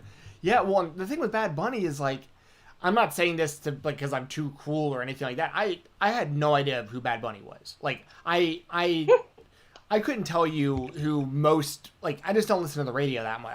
I'm very out of touch with, like, the current generation of music, especially if it's music that isn't in English, because, like, if I can't understand it, like, right. you know, so, and it's nothing against him, and I really drive this point home.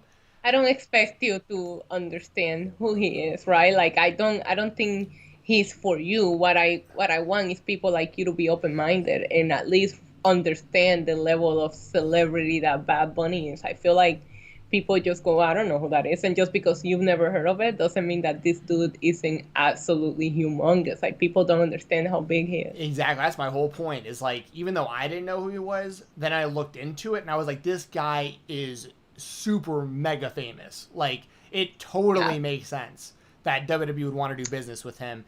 And then you hear stuff that wrestlers are saying about him, like about how he respects the business and like he's really happy to be there and like he's listening to everyone's advice. Like, he's not going in there and big leaguing people. He's going. It's his childhood dream. Like, Bad Bunny is a bigger mark than you and I.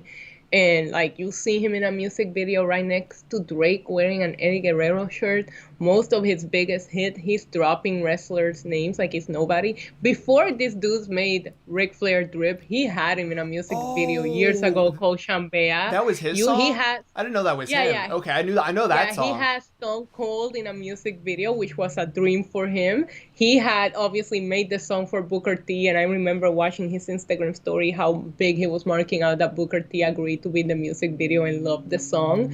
And ultimately, for a person like me, he just represents more than that. I wrote an article for Fightful. The dude is from my tiny little island, from my even smaller, tiny little hometown. And it's just like, he is breaking barriers for like Spanish music in general. And you have so many people are so mind blown by what this guy is accomplishing. Like, Spotify's top stream artist, and he's staying on top of the Billboard charts with an album completely in Spanish. The support that he has is like incredible. And I'm not like the way that I speak about it, because I've been very outspoken about it on Twitter, it's like I don't expect everybody to go out and start streaming his music and start saying Bad Bunny, baby. I don't want none of that from you. That's for me. What I want is to either step aside if it's not for you when he comes out. You know what I mean? Sure. Because I feel like every segment on Raw is for somebody, right? You have Randy Orton over here doing the possessed thing. You have Bobby Lashley being the badass legitimate dude. You have Bad Bunny. So it's like not every segment is for me. So it's like I'm gonna let you enjoy the segment that's for you. Let me enjoy my segment because we come from a small island, and the thing about us is like, oh, you probably understand that, like when you see like a Conor McGregor fighting UFC, how he unites his country. That's how Puerto Rico is. So when we see one of us make it, it's like a huge deal, and it just hurt my heart on the beginning to see some of the comments because it went beyond. I don't know who he is, right? It was beyond that. It got a little bit like oh, his music is trash. You don't even understand what he's saying. Right, yeah, I have no idea. I mean, it sounds good. I just don't know what he's actually talking about. Yeah, exactly. And it's just like, and my whole point is like, it's not targeted for you, just like there's other things that are not targeted for you. I feel like Raw has to hit a lot of demographic. Like you have things for the little kids. You had Drew McIntyre. I feel like they were booking him for little kids or like the big baby face that kids can look up to. That's how they booked Drew McIntyre, right? Where you have the Hurt Business who are the mob, the mafia, the badasses.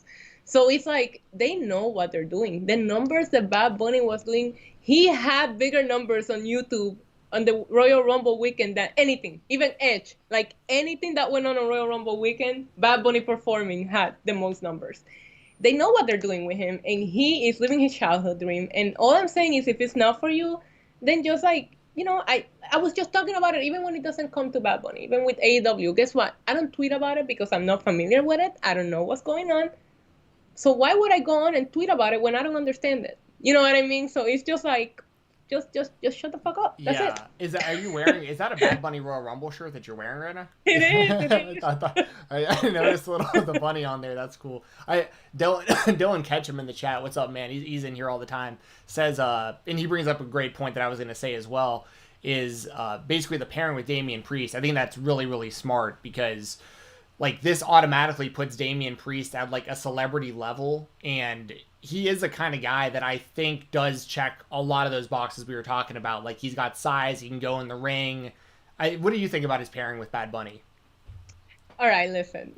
I was doing a watch along last night on Spaces, and I shook a lot of people when I revealed this because I love seeing them together, and you can tell they're actually building a real friendship, right? Now, let me tell you a little secret. Let me educate you a little bit in Puerto Rican culture, okay? Bad Bunny is what we call a jibarito, okay? And that's somebody that was born and raised in the island. That's me. I lived in Puerto Rico for 20 years before I moved to the you're about States, to say that right? Damian Priest is a poser. Puerto Ricans hate New Yorkers. Okay, Puerto Ricans think that New Yorkers are fake Puerto Ricans. So we wouldn't get along with them. If they get in a fight, we're going to fight with them because we protect each other, right? Sure.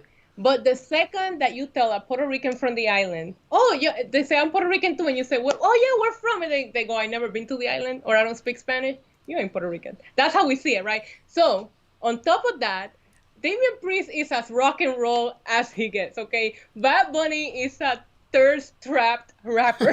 Like, there is no way that these two dudes would ever be friends in real life. No way. But WWE did the stereotypical, oh, they're both Puerto Rican. Let's pair them up. Sure, yeah.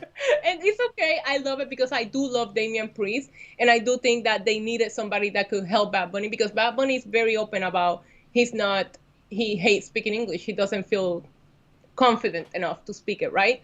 So I love that they put him with somebody that can kind of like play the translator for him so Bad Bunny doesn't have to speak English a lot. But that being said, looking at it from my perspective, I was like, there's no way those two dudes would ever hang out, ever. That's too funny. Because, yeah, like what you're saying is like, it seems like we're lucky they didn't pair him with like Lucha House Party or something. You know what I mean? Like, they're like... They wouldn't know. I guess because Bad Bunny is such a cool dude, I would think that Damian Priest is actually, because of his look, because Damian Priest look cool, that's I'm just saying, it would have been like, este pendejo New Yorican, I don't fuck with you. You know, that's how we would be. But I love seeing them because they actually have really good chemistry. You can tell they're getting along, and I love seeing it. But it was just like, okay, whatever. That's not how it rolls. That's not how it happens. Yeah. Oh, that's too funny. I'm gonna totally look at the whole thing so differently now when I see them on TV together. But yeah, New Yorkers. We call them New Yorkers, and those are the ones that are born and raised in New York. There's a big community of Puerto Ricans that are born and raised here in New York, but their parents moved here from the island, so we just like, you're not Puerto Rican, but they are. Listen, now I have actually been here almost the same amount of time that I spent in Puerto Rico. So I'm personally stuck in limbo. When I go to Puerto Rico, I'm not Puerto Rican anymore, but New Yorkers say I'm not New Yorican. So I'm in a weird nobody wants me state. So it's just like, listen, I can support them coming together because I need both of them to love me now. Oh my God, that's too funny. Yeah. Man. Well, everyone, this is that part of the show where we start to wrap it up. If you have any last-minute super chats or donations, the super chats work right through YouTube. The donation links are in the description of the video. If you have anything left that you want us to answer or anything you want us to read out on the air, we will address those after we plug all the stuff. So I'm going to have Issa talk about stuff she's got going on, and then I'm going to talk about our sponsors and all that good stuff. If there's any super chats or donations, we will talk about those before we sign off. So I'm going to pull this up here. This is Issa's Twitter. And Issa, feel free to let everybody know where they can find you, where they can follow you, and where they can watch you and all that good stuff. Yeah, if you can follow me on Twitter at NYCDemondiva, you can see all my links there. I am on Instagram, same handle. I am on YouTube at NYCDemondiva as well. So go follow me on my social media. You'll be able to find all of my links there. YouTube, I really am trying to grow it close to 10,000. So if you guys could subscribe, I would greatly appreciate it. And I have a link to her Linktree in the description. That will link you to like all the stuff she's got going on. I think Linktree is awesome. I've been using it myself lately too. Yeah. So yeah, check it out. Yeah, it's a lot easier to just share that so everybody can just find you everywhere. I like it a lot. Exactly. And yeah, make sure to catch, Issa over there at Wrestling Inc. and all that. I mean, out there killing it. She's been around for, if y'all didn't know, now you know, because I mean, me and Issa are kind of like, we're kind of becoming kind of like OGs of like the space now. Like we're getting kind of, because when you think about like the Fans podcast, that was what, like 4 or 5 years ago at least. Yeah, it was a long time ago, and I actually loved it. Steve was the one who got me into covering it, so I always adore him and appreciate him, and we still text each other all the time. But yeah, it was the Fan podcast, the one that was like, you're fucking hilarious, because I never take my wrestling seriously. So you know how he used to be. The Fans podcast was all about having fun. So he was always like, you need to start covering it, because he always loved like my tweets and commentaries, and that's where I started. But I owe even thinking about covering it to him. That's awesome. I had just started my show Fight Talk right around the time that he reached out to me about like, hey, we're looking for some new people to join, and and I joined. And what I used to do is, this was when I was working like a 9-to-5 job for like a big telecommunications company, and I'd go into my truck on my lunch break with my iPhone and just talk into the voice memos, and then email it to myself, and then have him upload it onto the page. So like I was doing all these from my car, like during my lunch break. Like, so I'll always like cherish those times though, because it was like, me too. I started from my iPad and downloaded some weird audio recording app, and that's actually how I started. I remember I didn't know how to insert clips, like, you know what I mean? Like when I wanted to put clips in there, it's so funny, because you're right, that's how you start. And now I look at the equipment that I have. I've been editing my own videos, and it's just like, I remember when I couldn't even figure out how to record a podcast. I know, it's awesome. It was such a cool feeling of like, someone's gonna listen to this, like someone's gonna have an opinion on this. This is really quickly too, Jessi just sent me this text message. This is Savannah and her watching the show today. You can't really see, oh, there you go. So, yeah, that's awesome. Aww. I love Jessi. I'm wearing the necklace that she got me. I showed her to her on Twitter. I figured it would bring me good energy. Aw, well, there you go. And unfortunately, there was no Roman sightings on the show today. So all that means is that we're gonna have to have Issa back on the show soon, so that we can also have Roman on the show. Yeah. I will tweet you a picture of him when he comes home with his haircut. Okay, I'm looking forward to it. Y'all go support Issa and her dog. I guess is TikTok the best way to find Roman? Roman, yeah. I want everybody to follow him on TikTok at Roman the Yorkie. It's so cute. They're like, I can't tell you how many times I've watched this one video. It was on, so I don't have TikTok, but like I have searched for Roman on Google and like watched through TikTok before. But my favorite video though was actually on Twitter, and it was like an outtake from one of your YouTube shows where, oh my God, I've showed my whole family this. Once again, I'll just say it because I know nobody knows. I think everyone at this point knows me well enough to listen to this and knows that I'm not saying this like derogatory. My whole family thinks I'm gay, I'm pretty sure, because like I am always talking about her Yorkshire Terrier. Like the thing is, the background on my computer, my family doesn't get it. They're like, why are you so into this little dog? And I'm like, I'm telling y'all, like, this dog's cool as hell. Because I had a Yorkie as a kid, so like I have this attachment to these small dogs, and there's a video I have watched so many times, and I've showed my whole family, where it's you talking, and you're like, oh, hello, Roman. And you see Roman, like, walk across the bed and then just fall over. Yeah. Just fall straight asleep. He is so extra, my dog. I can't deal with him sometimes. And he, like, steals the show on my YouTube videos. Like, half the time he'll just show up in the background. There are some videos, because I've been doing like short recaps of like Raw and Smackdown, so not just reactions, but like I'll do these recaps, and because he has stairs to get onto everything, like people will be like, I love how your dog casually just comes onto the scene. And I'm like, because this is his apartment, and we just pay the rent for him, you know, like that's literally it. Like he is the king of this house, and he has stairs to the couch, so he can get into anything. And like I get comments where people are like, well, where's the dog? And I'm like, I'm sorry, he didn't get in the bed in the last 10 minutes, you know. But he does follow me around, so typically if I'm watching something, he'll be in the background. I didn't think of the show today. I would have booked his appointment for later, just so you could see him. But yeah, I just love how he's just so used to, like, he's so used to you just like doing your thing and talking that like he just like, because like if I had a dog, he'd probably get used to it, but like at first they'd be like, who are you talking to? Like, what are you paying attention to? Like, pay attention to me. And he just kind of like, I love that one video because in his mind, all I'm thinking is like the journey that this little guy has gone through to get to that spot on the couch, and him just being like, oh, I made it. Just falling over. Yeah. Did you see the video I posted on Friday? I'm gonna have to DM it to you when we're done here. When I'm like going crazy over Shinsuke Nakamura, and he's in the background looking at me like, what the fuck's wrong with you, Mom? No, like I'm screaming, doing all of Shinsuke's thing, and he's just staring at me like, really?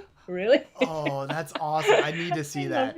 There was he's so used to my behavior. It's sad. No, there's some of these videos I've seen of y'all on TikTok where it's like Roman's like got his like head out, like you're like he's like in your purse, and you're like walking around the city, and he's like eating like the Starbucks or whatever you get, like the ice cream. Oh my God, the puppuccinos are his favorite. He loves that shit.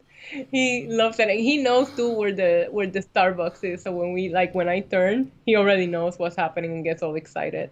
Problem is that he tries to eat the people at the drive-thru. Even though they're giving him a treat, he'll bark and try to bite them. Like Roman bites, and I tell people all the time, I'm like, he has an attitude. Like I try to tell people, if he's on me, he'll try to bite you. If he's on the floor, it'll be different, right? But if he's on me, he's protective, so he'll bite you. And people think that because he's so cute, they can still come near him. And I'm like, don't do that. And then he tries to eat their hand off. And I'm like, I try to tell you. Yes. Oh, I love that. And I love that you have little stairs all over for him, because that's something that we didn't know until it was like kind of too late with our dog. And actually, so I had a Yorkie growing up, and he's the one that I've shown you the pictures of where I look very, I don't know what the right word is. I'm a young kid who's very happy holding his little dog. But he wound up having knee problems when he got older, because he was like always jumping off the couch and off the bed and all this stuff.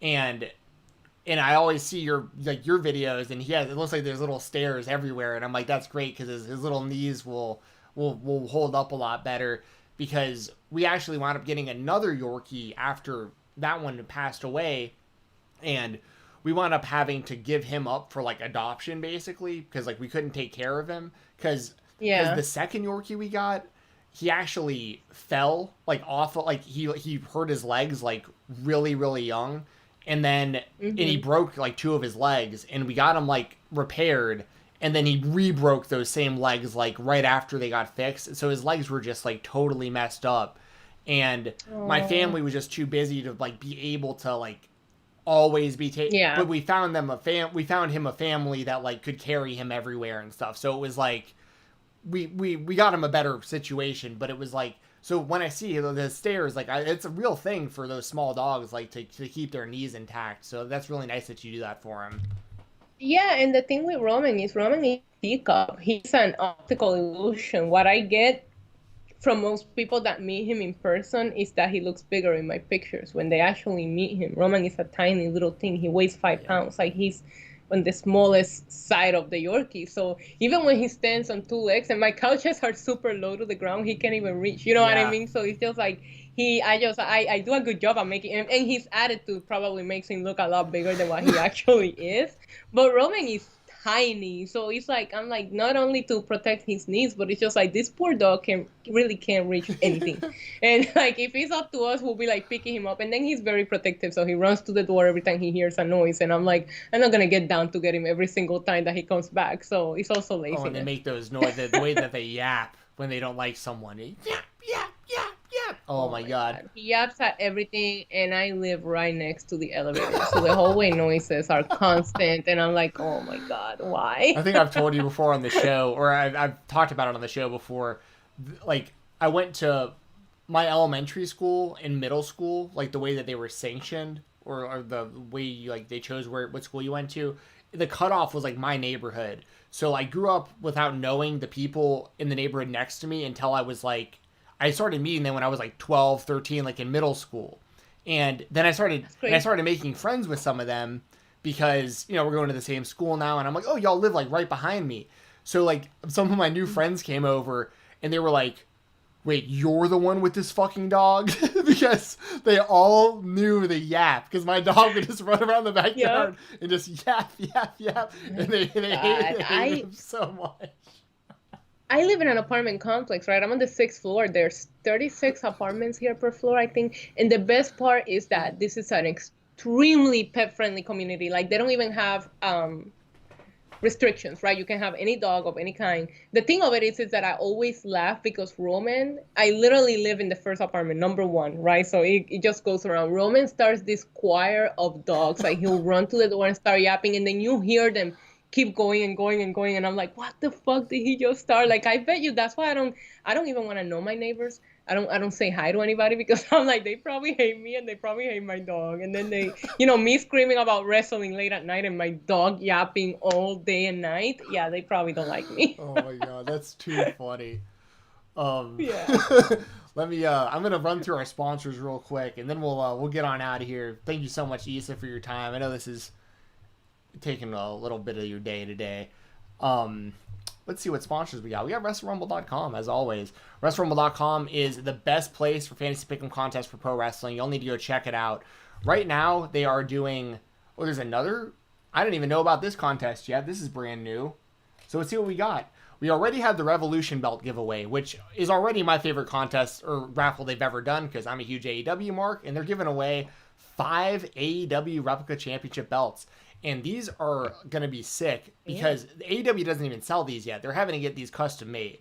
So you're going to get an AEW World title, a TNT title, both tag team titles, and the FTW Championship. One person's going to win all 5 of those belts. So your $1 will win you all 5 of those belts. So throw a couple bucks in there. Each one of these belts is probably going to cost like $400 or so to get made. So, I mean, we're talking thousands of dollars worth of title belts here. So check that out, $1 at WrestleRumble.com. And then also for $1, I'm finding out about this as everyone else is. Yeah, I'm looking at it too. So for $1, and this is going to be right after Fastlane, I'm guessing. I guess that's why we see the car. Let's see what they say about Solomonster here. Shortly after Revolution for the AEW one.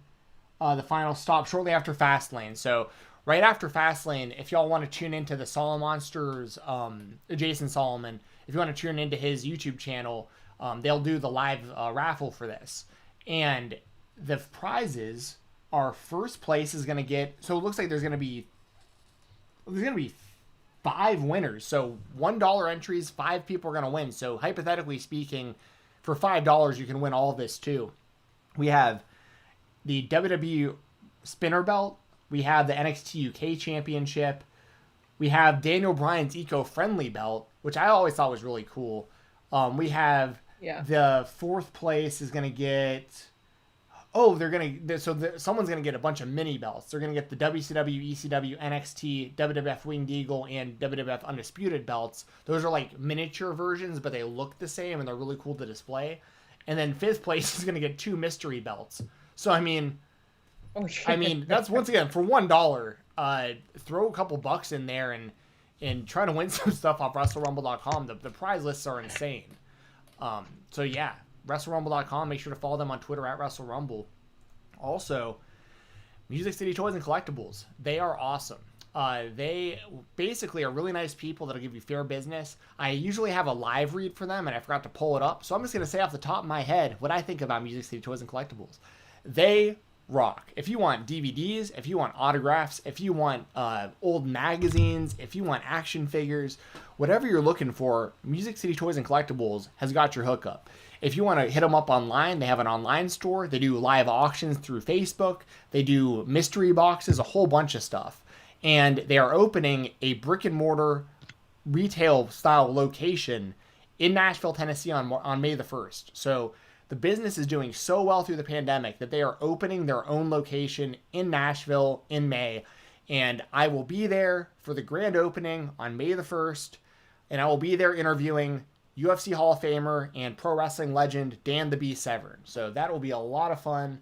Nice. And I'm gonna get an action figure signed by him, which I'm really happy about because I'll put that here in my office I'll show you one day, East. I'll do like a little room tour of this. It's embarrassing to say the least. You should see the girls' faces that come over here for the first time because like it's just like the ultimate man cave. I look like the biggest nerd ever. But then but I think they respect it at a certain point. Like, it's overwhelming, and then they're like, oh, wow, like, okay, he's just really, really big fan of this, apparently. Like, I don't know. I don't know. But anyways, the point is, a lot of the stuff I get in this room, it comes from Music City Toys and Collectibles. And they'll give you fair business. They're nice people. So check them out. Follow them on all social media to search for Music City Toys and Collectibles. And their new webpage should be up soon. It'll be musiccitytoys.biz. So check that all out. Support them. Also, shout out to my brother Brian Jensen. Go follow him on Instagram. Boxing ATL, Boxing ATL. He is a co-owner of Steel Boxing and Athletics, which is a gym in Atlanta, Georgia. He works with Parkinson's Foundations, and he can help you reach your goals. It doesn't matter if you're learning to throw hands, if you want to lose weight, if you want to get in better shape, or if you have some sort of neurological issue. I mean, like, he works with a lot of Parkinson's patients, and you'd be surprised at how much your quality of life can get better just through like stretching and dexterity work and stuff. And he can help you with all these things. No matter what your size is, what your skill level is, it doesn't matter. So hit him up, Boxing ATL, Boxing ATL. If you're in the Atlanta, Georgia area, he'll meet you in person. He has a gym. He can meet you at your business. He can meet you outside. Or if you're anywhere else in the world, he'll help you online. He does Zoom calls, Skype meetings, all that stuff too. So hit up Brian Jensen and get a knockout workout without getting knocked out. And lastly, if you want to check out some independent pro wrestling, go to independentwrestling.tv and use promo code FIGHTTALK. All is one word, no spaces. FIGHTTALK. And you get 5 days for free on independentwrestling.tv. There are 2 big shows this weekend that I highly recommend y'all check out.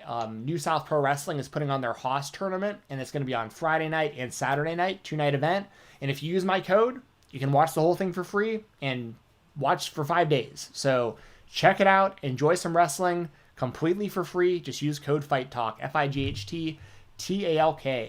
So yeah, that's all the stuff I've got to plug today. If you can follow me on Twitter at FightTalk_. And basically, go to my link tree because that's where I'm going to keep everything updated. If you're a fan of mixed martial arts and want to watch some MMA videos, All Things MMA on YouTube, I edit videos for them, so check those out. And I will be live tonight on Fightful Twitch channel. We'll be watching Impact Wrestling live, so check that out. Twitch.tv/Fightful Gaming. It'll be me, Joel Pearl, and I'm assuming Jeremy Lambert will probably be there with us tonight as well. So that should be fun. And yeah, support Fightful. Listen to the Weekender podcast on Sundays at FightfulSelect.com. Support Issa, who's got an article up there on Fightful. I mean, Fightful, great people. I was really, really happy to see those articles over there on Fightful from you, Issa. So really great stuff. Yeah. Yeah, I have fun writing that one. That one came from the heart. That was a real one. Hell yeah. Good deal. Well, y'all, that's pretty much gonna do it for me. Anything else from you, Issa, before we get out of here?